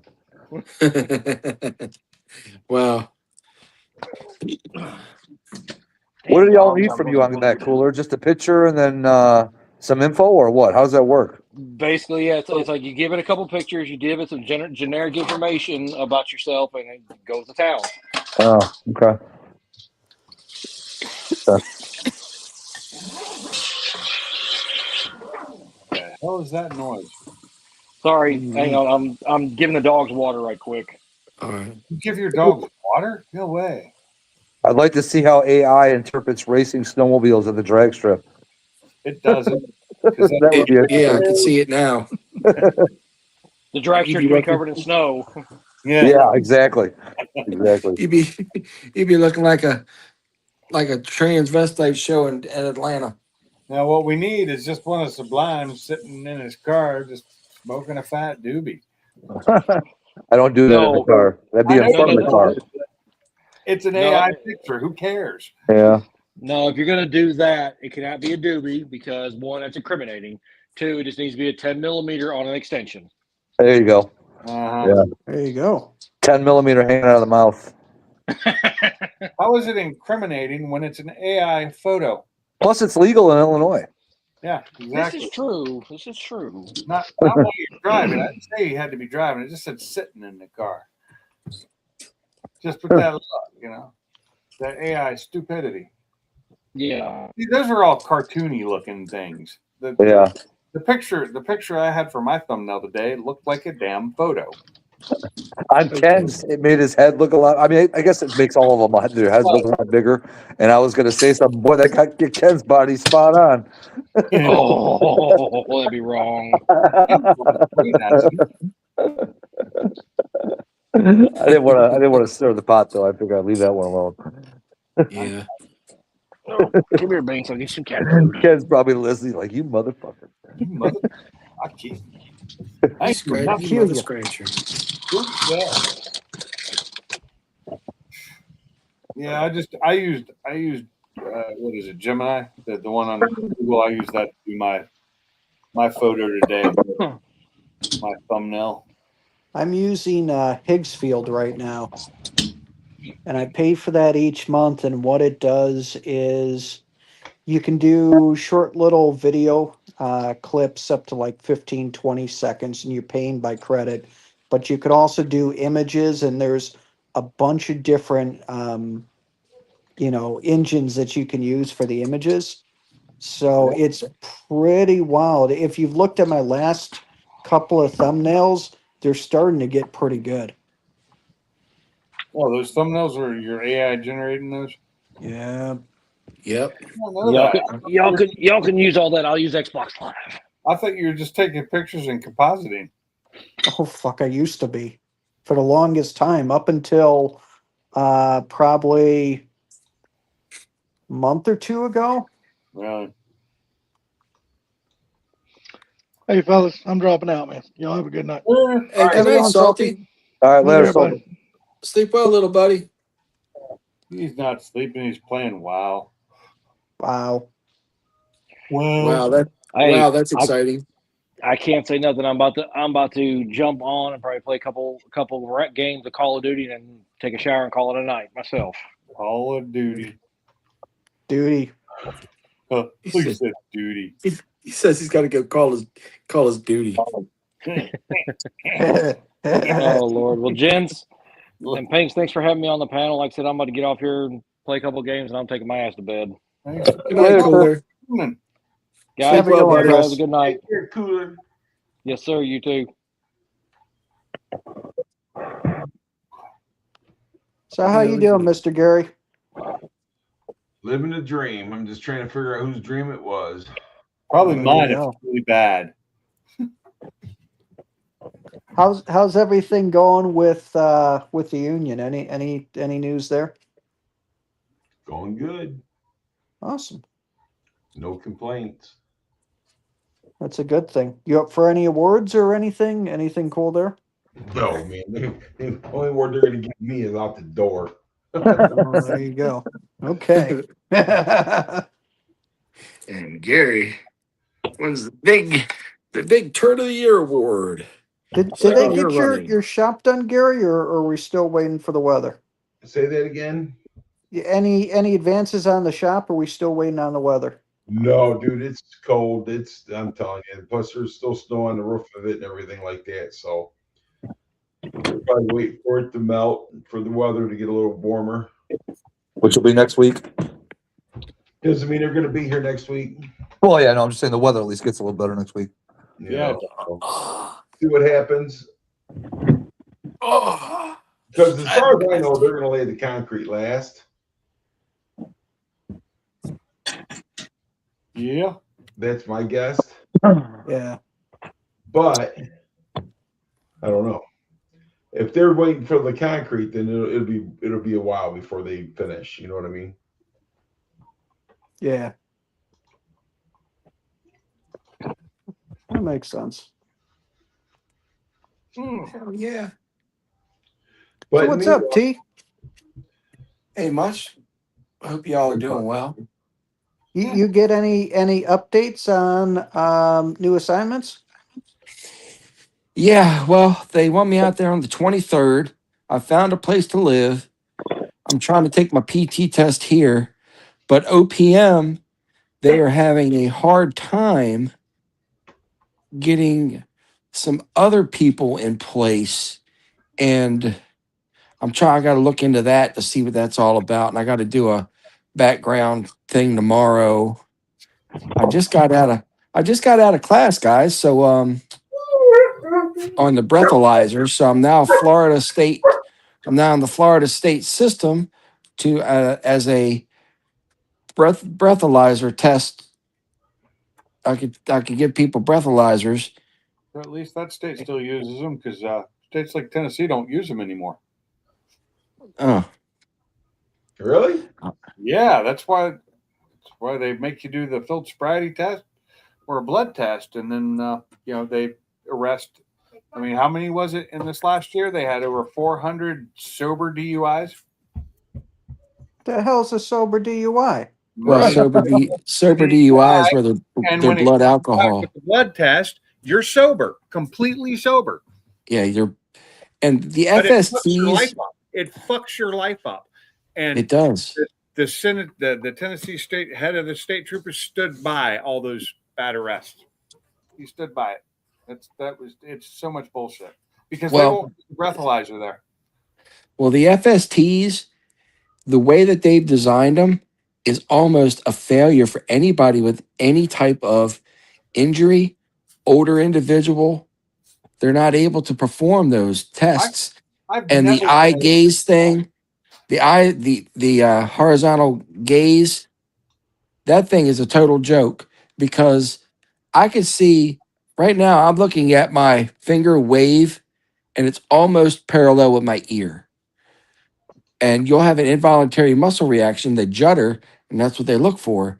These people I don't believe the training is up to par for the FSTs to really find somebody. And a lot of this stuff too is DRE's drug recognition expert that they're driving high. So they get charged with the wrong thing, except for your state. If they do a drug test with that blood test, that would show it. But other than that, it's a kind of a fucked up. And you're right. You got to go through all this hoopla and pay all this money, and then you're innocent. But guess what? It stays. It's already the damage has been done to a degree. A lot of people have lost their jobs over it. Lost their jobs. Yeah. Lost everything because trying to fight this, knowing that they were completely innocent. That is true. Yep, and it's Tennessee is one of the worst states for it. Wow. From what I've been reading, it's one of the worst states for sober DUIs, and it's mostly state control, and it's mostly certain cops because there's a news channel in Tennessee I've been watching on YouTube, and it's one of the news channels that keeps reporting on this. Yeah. Because they have had so many people call into them. Their guy that does that kind of stuff. Looks into. I don't remember what it's called, but yeah, it's pretty bad. Luckily, I've never been pulled over in Tennessee for that. So. True Last time I that. got pulled over in Tennessee was back in 1993.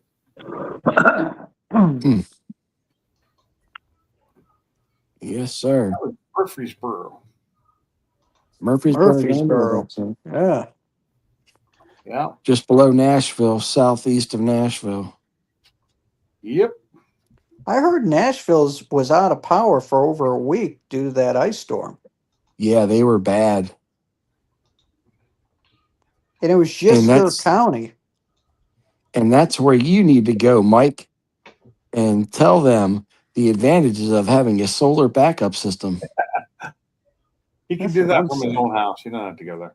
Mike's Solar Garage saves Tennessee, saves Nashville.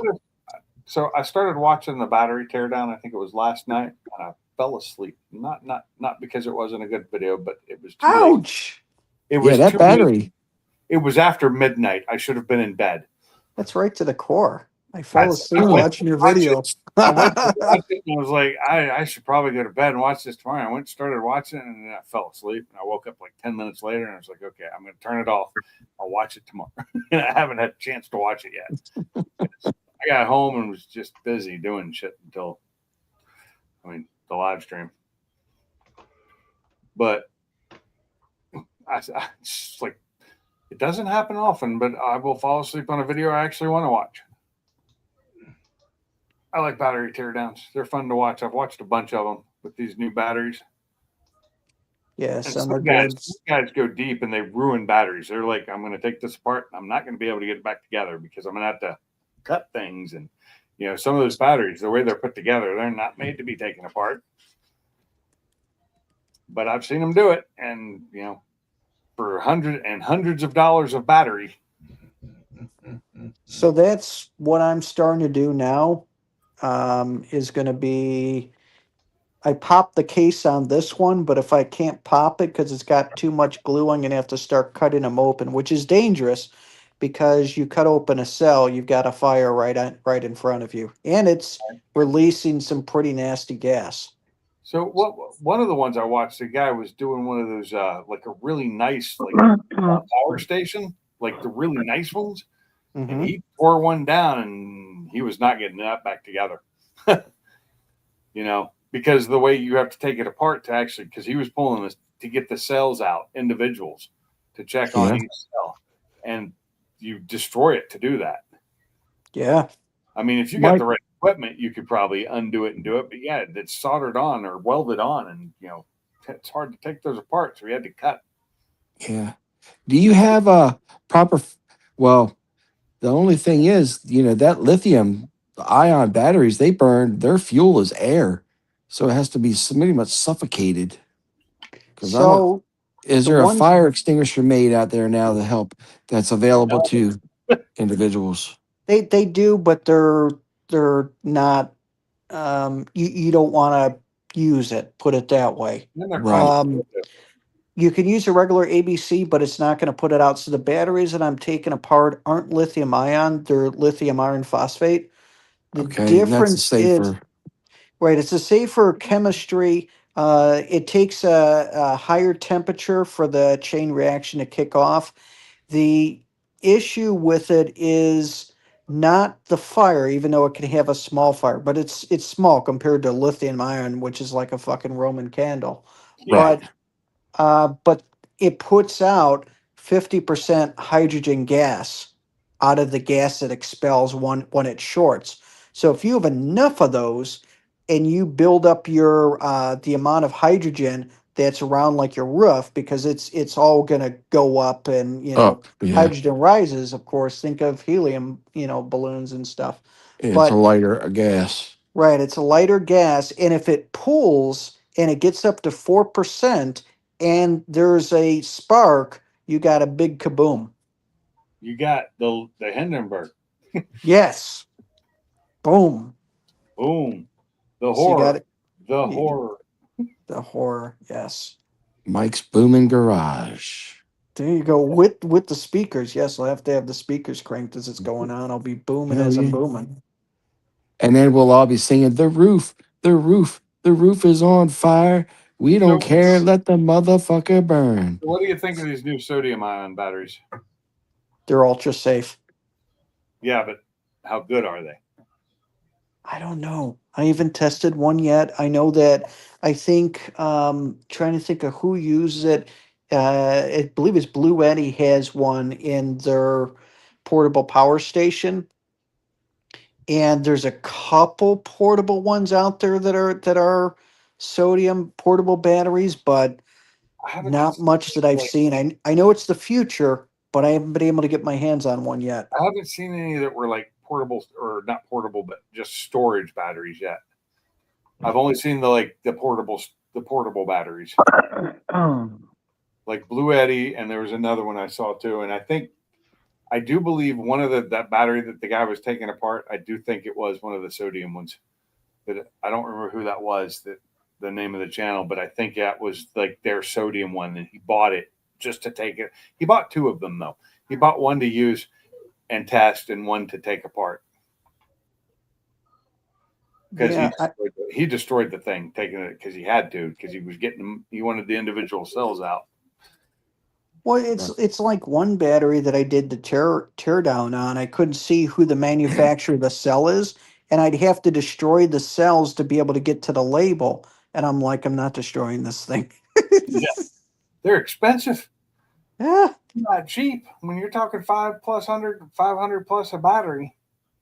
Shit, some of these batteries that I'm reviewing are $4,000 batteries. 4,000? Yeah. Yeah, they're expensive. Those big ones you got. Those things are expensive. Because every time you have one on your channel, I go look it up online to see what an online price, just an online price. I don't try and find a cheap price or anything. Just what their average is, and they're not cheap. No, they're not. They're not. And I look it up on my phone while I'm watching it on my TV. So when he's not sleeping. When I'm not sleeping. Sorry, Pinks. Throw you under the bus. or using a 10 millimeter. Yeah. I don't do that, man. Hey, did Mach 1, did Alex God, what is his friend? He's that guy Alex that did a lot of videos. That Flores? guy, Xander? No. Xander, yeah. Did he buy Oh. another Mach 1? Yes, He bought another one. Just like Drew bought another Mustang. exactly. Yeah. Drew said ready for mods. I think I posted on there. Yeah, first mod's a for sale sign. Well, I gotta say, Xander ruined it for me, so I'm selling my Mach 1. Is that what you're doing? Okay. You pull my left leg, Gary, it plays Jingle Bells. What's this, like his second or third Mach 1? Second? Second, I believe. Second of the. I thought he had an older one at one time. I don't think so. Maybe not. I might be thinking of somebody else, but I know he went through so many cars so quick, and I was like, I'm done. Just done with this. Start getting into the build, then he sells the car. I got It's got to tired be of the that. latest and greatest, man.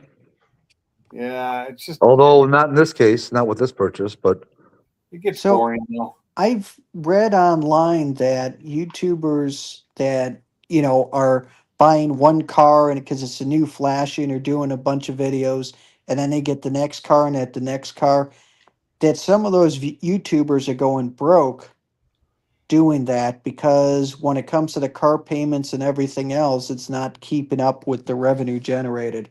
Any truth to any of that or? Probably. Well, yeah. I mean, the thing about it is that you figure with the content and stuff like that, then you're buying, cars that are like $60,000, and you're only getting maybe 50 views off each video. How in the world can you afford to buy a Mach 1 or a Shelby or anything like that? Yeah. Very few car that from what I've read and looked at, very few automotive channels make money or any kind of substantial money. Yeah. Well, it's unless you have products, unless you have something that you're selling, that I mean, what was it? What the hell was it? Mustang Lifestyle. He was always peddling his shit. I don't even know who that is. Yeah. Yeah, he's another one that he's just got a 500 like Ken. Yeah, he's in Florida, and he's always peddling his merch. And if you could peddle your merch, you're doing well, or if you're doing like affiliate products, you're doing well. But YouTube doesn't pay dick. Oh no. What's up, Fortech? What's up, Fortech? The only people that make money off of YouTube are people, especially automotive, like Cletus and guys like that who have like millions. Street Speed. Millions of viewers. And they make way more off their merch than they do off of YouTube. Way more. In fact, YouTube's probably just a pittance. Yeah, if I'm not mistaken, Xander relied on his YouTube money basically as his job, but then recently started working at a I don't know where it is, body shop or dealership. Yeah, something. I thought, he I think he's working as a tech, isn't he? Yeah, they're like building cars and stuff like that, building hot rods or something. Yeah, I'm not sure. Yeah, he's got a Something job. along those lines. Yeah. Plus his retirement or I don't think it's retirement. I think it's his VA. He gets VA money for injuries in the military. I was gonna say I thought he gets a disability from them. Yeah, he got injured over in I don't remember if it was Afghanistan. I think it was Afghanistan. I think so. I remember, but yeah, his retirement stuff like that. But I mean, I'm sorry, dude. I couldn't stand doing YouTube as a job. No, I'm sorry. Oh, I'd love it. I would so love to to end my my cyber career and just do YouTube. That's just a thing. I would freaking love it. You have no idea. To tell corporate America, kiss my ass, Scarface. That's why I haven't worked in corporate America in so long. I quit working corporate jobs a long time. That's right, Mike. Sometimes you got to make your own moves. I do YouTube for two things, man. For the fun of it and for the fucking friends that I made on here. I could give a shit about the money. I can make money anywhere. Yeah. I've never I'm made actually YouTube never made me money. It's always cost me money. I'm gonna say this. I appreciate the money that it does make, to be completely honest, because I can be doing my regular gig and doing that, and the videos through the affiliate links. I'm making money while I'm doing my regular stuff. It's like a twofer, if you will. So I kind of look at it that way. It's like residual income. If let's just say you have some property that are rentals, I mean, you're not thinking of the property unless there's issues and stuff, but you're getting that rent check every month coming in. You're like, oh, this is nice. I Like kind I of look said, at it as that now. I got over 2,700 videos on my YouTube. I pull in a pretty good chunk of change each month. But the point is that it's not about the money, dude. It's about the friends and the people that I got to meet and the shit that I've learned off the friends and the people that I met on YouTube. As far as that money goes, it don't buy me a car or nothing like that. It's nothing that great, you know. But like I said, with 2,700 videos, I get views on all of them. Yeah, I kind of like that I pivoted, because the car friends that I have are car friends, and it's not like the two are separate now, because now it's the solar stuff, and I understand what you mean, that it's about the friendship and it's about the friends and it's about. I totally get that, and that's why I'm glad it's kind of separate, because I don't know. It's hard to put it, because now it's friendship in one thing, and then YouTube with solar in another thing. If that makes any sort of sense. I'm just saying is that I don't rely on the money. I can make money anywhere. I can hit the street right now tonight, and I go out in there and I can make me some money. Hell You know? yeah, planting them tulips, Gary. You'd be making lots of money. Yeah, Oh, that's hell right. yeah. I'm going to tell you something right now. I don't need to get on my knees like you do, T. So I mean, it's just all Oh, there to it. Hey, oh, you mean sometimes you gotta do what you gotta do. they sit on a desk for you? No, I would probably say you're probably the desk sitter, but this is my now. I can make money on the street. I go tomorrow and I can buy cars. I can flip them. I can do that shit. And that's what it is to it. But when it comes to YouTube, I got more friends on YouTube. You know what I'm saying? I got fucking Yeah. people that I talk to every single day, Sublime and some other people that I talk to, you know. But the thing about it is that if you're on here for money, then you're just a greedy fuck. That's how I feel about it. Yeah. I wish I had time to talk to you guys more, to be honest. I feel like that I put in so many hours with everything that I don't have much time for friendship. I think I'm able to get on at this point maybe once or twice a week to chat with you guys for a bit, and that's about it. I kind of feel like Ken now, to where you're just constantly slammed. Well, and that was the thing right there. Ken had a good channel going and everything like that, and he could have made good money on YouTube, but you know, he had a different lifestyle, dude. He was hustling and making the money, you know. And his friends, he values his friends. I mean, Mm-hmm. huge, you know. And that's a nice thing about Ken, you know. Yep. It's going to get up to 30 degrees tomorrow. Almost. We've been below freezing. We have not reached above freezing in like 18 straight days. It's like a 10, 12-year record. I don't know, 20-year record. I don't know what it is. I don't know what it is, but it's still freezing out there. Yeah. Those Canadians, Out the here weather right came down. What are you doing, Snowy? I don't know. I can't think of a day that it's been above 30. When's the last time that was? Like I said, 17 or 18 days. Oh, that's And hard. that's a We'll be at 70 by Monday. Pinks, kiss my ass. yeah. Bama had the goal to send me his fucking 7-day forecast. Yeah, it looks like we're going to be getting back to normal highs in the 70s. I sent him a fuck you emoji. Yeah, it's finally getting a little bit better down here. It's only going to be 70 for like one day, and then next day it's going to get down to like 31. It's like just it's what is that the word I'm looking for? You know, the crazy people. It's Oh God, yeah, brain's just fried. Brain fry. Root canal today. They got brain. into my brain and just took it. I'm the only one with a legitimate excuse My as shit to saying fucking my brain is echoing. fried. Hang on, let me fix it. This is your brain. This is your brain on drugs. Oh, Any questions? This is your brain if you're sublime. how about now? Shit. What up, T? Hey, look, it's tea. What's slapping in, people? What's up, What's up, T? what's up, What's Vortex? crack-a-lacking, Captain? Sublime, What up, Tony everybody. G? Well, we're alive. What's Apparently, up, OG triple Not. OG triple? we're Memorex. Ooh. Let me fix my shit here. Hold on, let me run to Radio Shack and get some cassette tapes. Yeah, fix that. Most Microphone people don't even checker. have the cameras on. So Remember when you have to buy the 4-pack of blank cassette tapes so you could record your music? yes, You, Yes. I can remember waiting for if 98 Rock would do the top 10 of the day, Yeah, and then you'd recorded wait on for the radio. you'd wait for your song, and then you fucking hit record. Yep. Fuck yeah. How many times did you miss that song because something would go on? You'd be waiting and waiting, and be like, "Okay, I gotta go to the bathroom or something."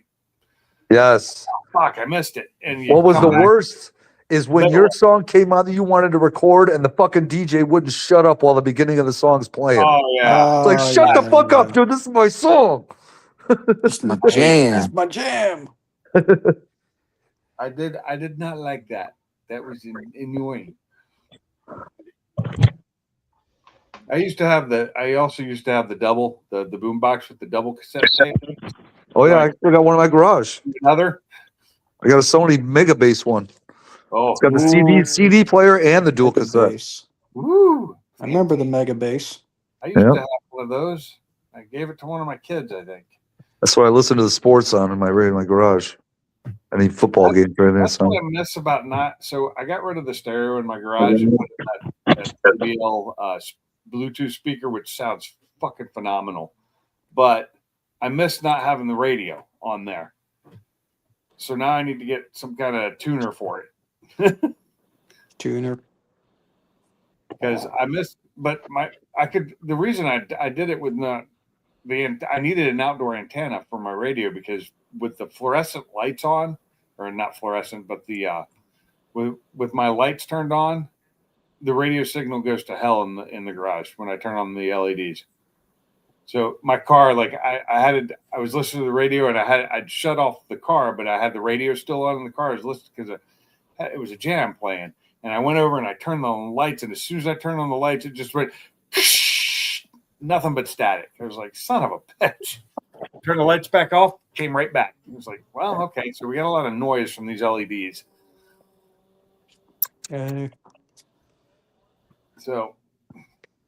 So that's kind of weird because, like, I got the LEDs in my garage and stuff like that. And if I'm parked in front of it, my radio gets all kinds of static. Is that why? Yep. The LEDs make a lot of noise, a lot of electrical static interference. You can actually if I pull out of my driveway, it's fine. But when I'm parked up by the garage, yeah, it makes. Yep. There's some folks that have solar inverters in which not only does it create noise, but if the sine wave isn't perfect, everything could be fine in your house, but your freaking lights flicker because they're LEDs. Yeah, LEDs are tricky to some.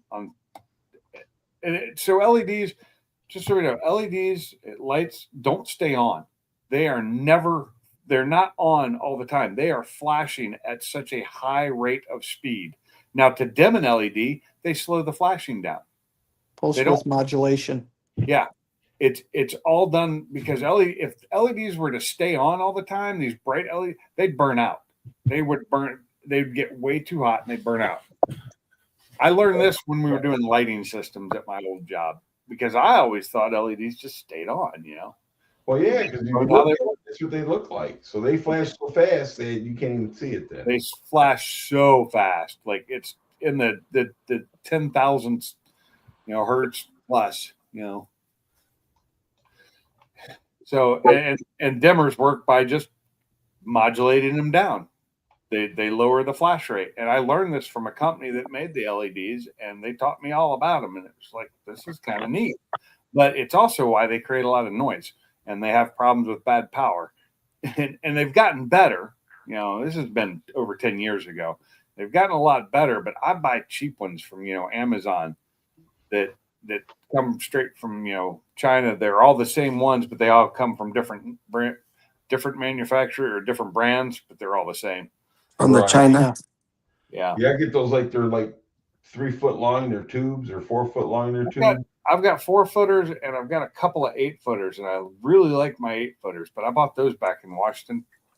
Hey man, you said 4-footer and 8-footer. Yeah. And tubes, man. I pulled tubes out of a 4-footer, man. So mine was choking and smoking, turned green, man. I was steadily pulling them, man.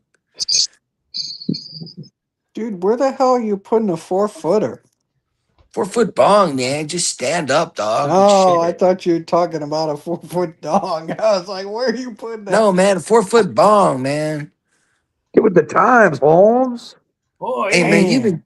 hey, Mike, you've been staring at the sun. Hey, Mike, you do the solar shit, man, but have you ever seen the solar on weed, man? You've been on the game too long, I say. Whoa. Essay. There All you right, go. guys, have a good night. All right, Good Gary, night, take good care. night, Hey, Gary. Gary, Sleep you well, have little yourself buddy. a fantastic night, kind sir. Oh, Mr. Gary, what a good guy, man. Are you there? No. Yeah, We're here. I can't hear you, Stablizzy. I'm here. Lizzie. Can you hear me? Pinks, would you talk? Oh, I can't hear nobody. oh I'm gonna boy. drop out and come back in. Oh, yeah, that happens when someone drops on Pinks. That's right. That's weird. It's not me. It only happens to certain people too. It's never happened to me, I don't think. Yeah, I don't know. And it doesn't, and we found out it was the other day. It happened in somebody else's live stream too. Huh. So it's not me. It's just the what the hell, StreamYard. Oh my god. For some reason my brain was trying to think of sound something, not StreamYard. It was trying like another app I used to use. The one that would tell me what song was playing. If I didn't know what song, I'd use that. What the hell? Like SoundCloud or something like that. Hey, he's back. Oh, it's staticky now. Is that me, guys? I think it's smoothing out. Oh, okay, cool. I don't hear no damn static. Hey, man, no static. Got an automatic. Too much of anything makes you an addict. Well, the static was from the LED lights I got running. Oh. It's just weird how bad like my radio was coming in perfectly clear, like it was sounded like it was a CD or just a digital, and as soon as I turned the lights on, it went away, just gone. It's like shit.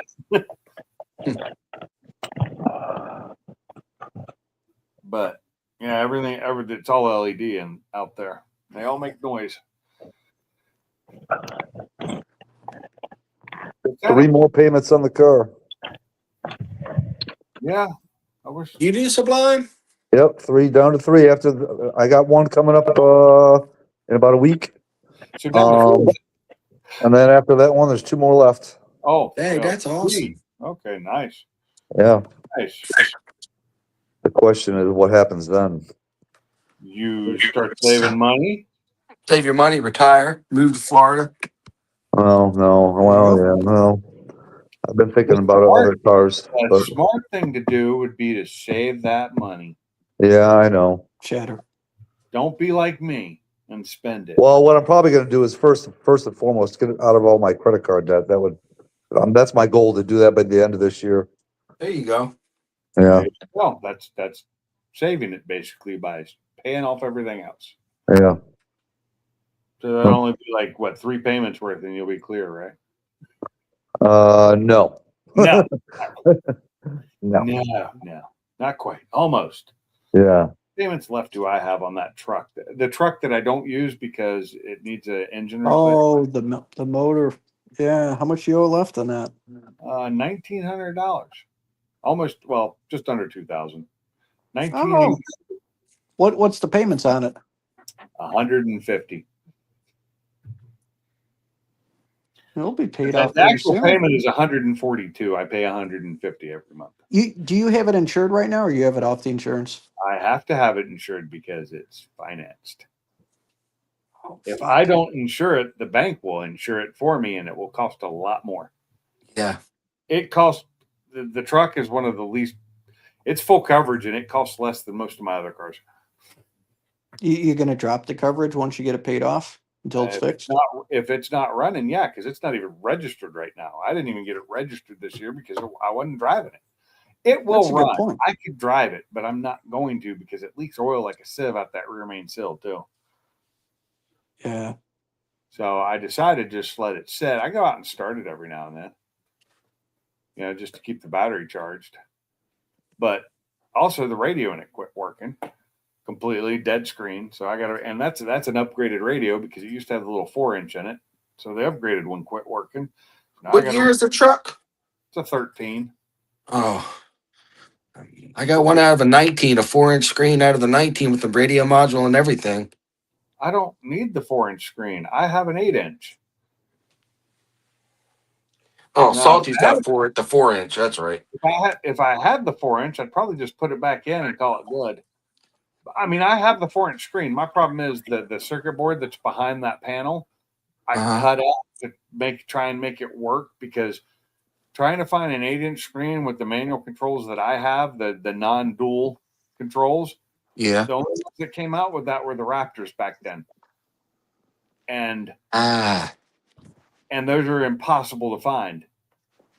So because when I upgraded it, not all my air conditioner controls worked. I lost my defroster and all that. It just doesn't work. That sucks. And so I should just go back to the damn 4-inch screen and just sell the damn thing is what I should do. See if I can without fixing it. Just sell it for like 10 grand. And to be honest, how bad is the miss? The miss isn't so bad, but it's got a check engine light because of it. I think the oil leak's the worst. So put in the AT205 into the oil, swell the seals, unplug the battery, plug it back in. I know that the check engine light comes on while it's warming up. It does not take long. It comes on faster at idle than it does. And at first you really only notice it at idle, but now you can sort of notice it a little bit while you're driving. But the check engine light comes back so fast it's not funny because I don't need to unplug the battery to get rid of it. I can do that with the computer. Have you ever unplugged the battery on that truck? AT205. I have. I've had that battery unplugged for like a day and a half. No. I'm talking about in the oil. Put in the AT205. That will fix the oil leak in a lot of cases, and then just. What is AT205? What it does is it swells the seals. I don't know what brand is that. I've never heard of it. Let me pull it up real quick. I was gonna say, unplugging that battery for a little while. AT205 reseal. You can get it at AutoZone. You can get it on Amazon, Napa. Fortec. Let me ask you a question. ATP is the company, and it's AT205. How bad is the leak? Pretty bad. I'll put the whole fucking bottle in then. I usually say put in half bottle, and if you have a slight leak, it'll stop it. But what is it, the rear main seal? Yeah. It is. Do a half bottle and then do the other half, because if it swells up too much, you'll pop the rear main seal out. The shit's good. I've used it in a bunch of vehicles and it works phenomenally well. I've put in AT205 at AutoZone. It comes up with nothing.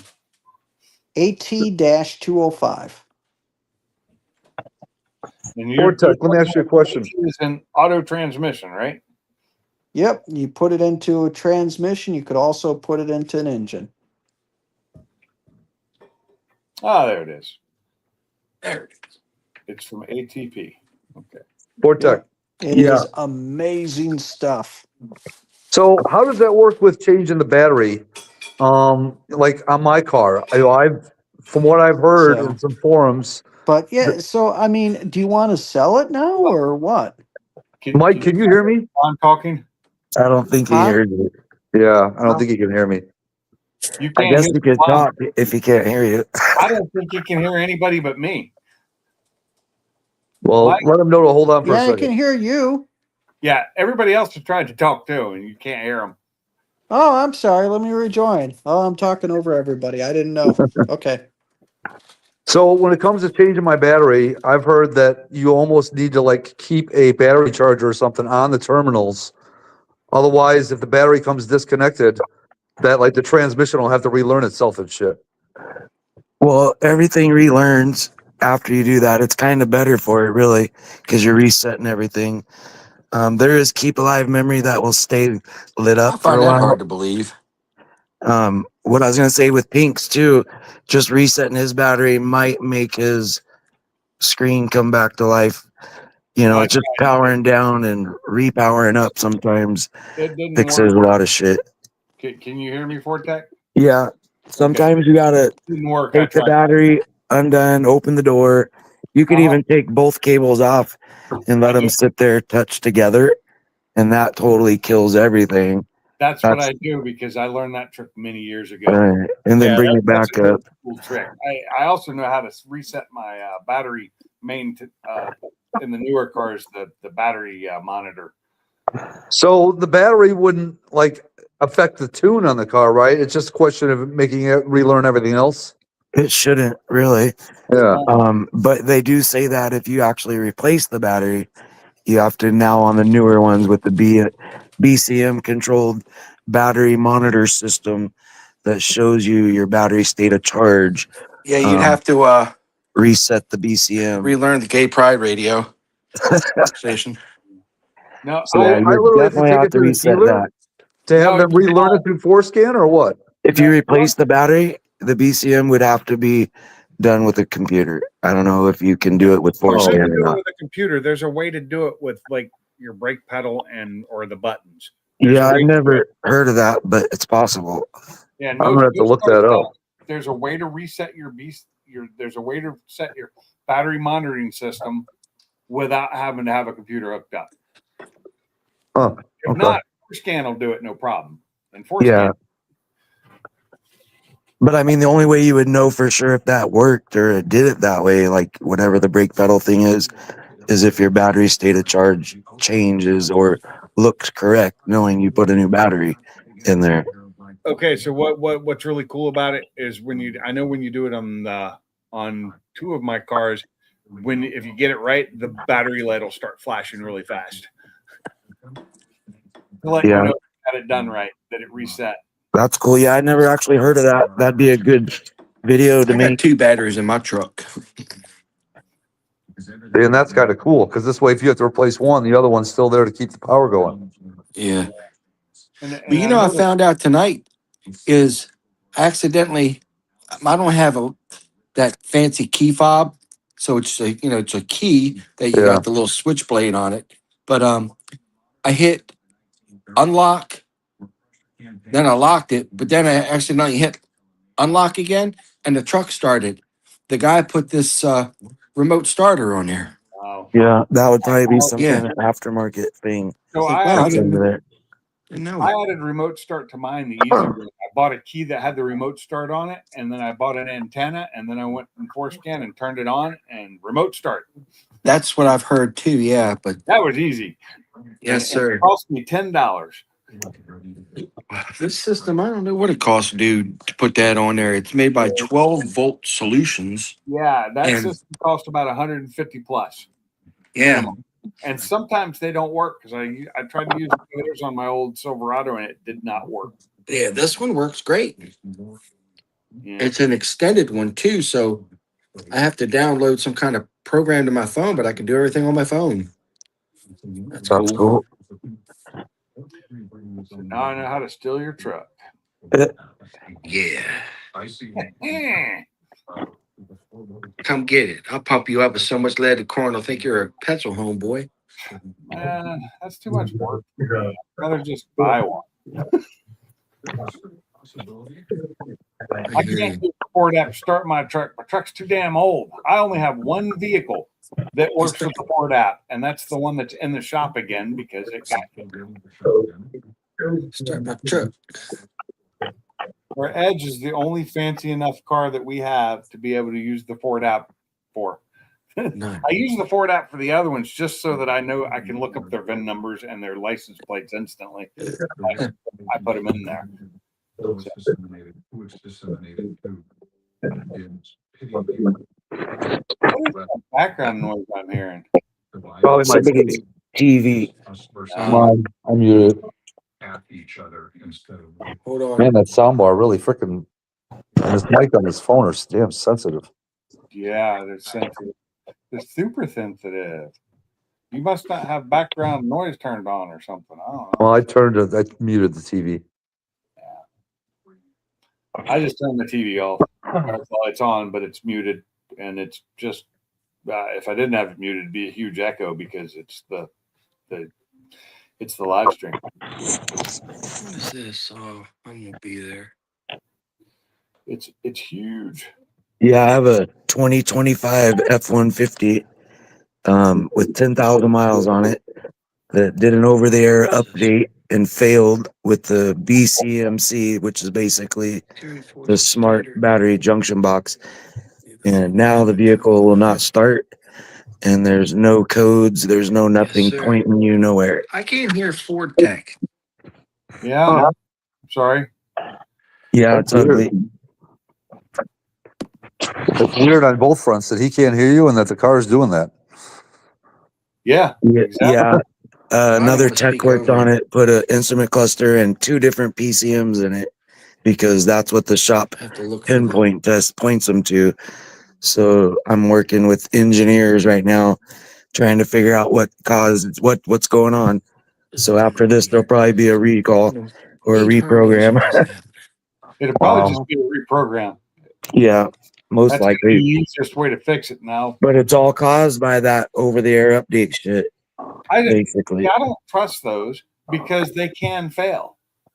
I'm glad they don't do that to my car. They do that to the Edge. The Edge gets over-the-air updates, which actually fixed the problem last time. Well, in most cases, it goes through fine. But if the vehicle is low on battery or anything weird like that, sometimes it runs into problems like this. Not close enough to the Wi-Fi. Or that. Because mine sits the Edge sits outside, so it's right on the edge of our Wi-Fi. Yeah, but most of these new ones, they have a cellular module where they've had their own connection to the internet. Yep. Well, I mean, yeah, I don't pay for it anymore. It's not. Mine was. I guess it was cellular. It's the AT&T cellular network it runs on. Which AT&T is slow as hell. I was gonna say is we don't AT&T service here is done. You don't. There's where I live. Cell service sucks because, like I said, power lines. We have 2 sets of 50K power lines behind our house and a substation. So, yeah, the best you could get usually is Verizon in most places. Yeah, but unfortunately, what Ford puts in is an AT&T thing. Yep, at the moment for sure.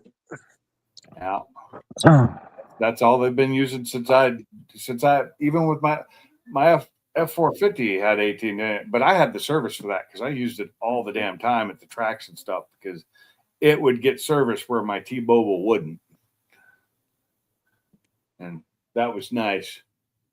Yeah, my 20 has the AT&T TCU, but I'm not sure how long that should last. I think eventually you have to start paying for it. No, you do pay. I did pay for it, but I'm saying you're only AT&T is your only choice because that's who Ford partnered with. Yeah. But I used to pay for it on my F450. I paid for it, but I paid for it like for 2 years at a time, and it worked out really well for me when I was out at certain tracks because I could just hook up to it with my phone and be great. Oh, hey, how's it going, Mark? What's up, Mark? Toes. What's up, Mark? Is it like between 2 ferns?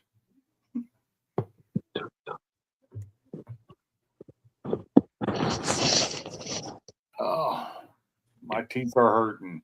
Why are my teeth hurt? Mm. It's not just the one they drilled into, though. It's like all of them are on that upper corner, that top left. It all hurts, all the way to the bone. Yeah, that sucks. I don't like dentists. Oh, I had a root canal done today, so Yeah, I was hearing that they numbed you up. oh yeah, they numbed me up real good. Oh yeah, that's why all your shit's aching now, because that shit's when it wears off, makes your whole jaw ache. Well, it wore off a long time ago, but I think because they drilled all the way up to my jaw, they drilled in 3/4 of an inch. Oh God, yeah. Is it a lower one or an upper one? Upper. Ew. Those are the worst ones. It's the first time I've ever had one done. So, Sublime, did you catch that message from Mark? Well, no, I had the phone laying on my chest. Just check your messenger when you can. Yeah, I saw there's 3 of them, Mark. As soon as I hop up here, I'll be checking them. Oh, check them. I'll check them. Check them out, Alex. I wasn't looking at the chat. I see him in there.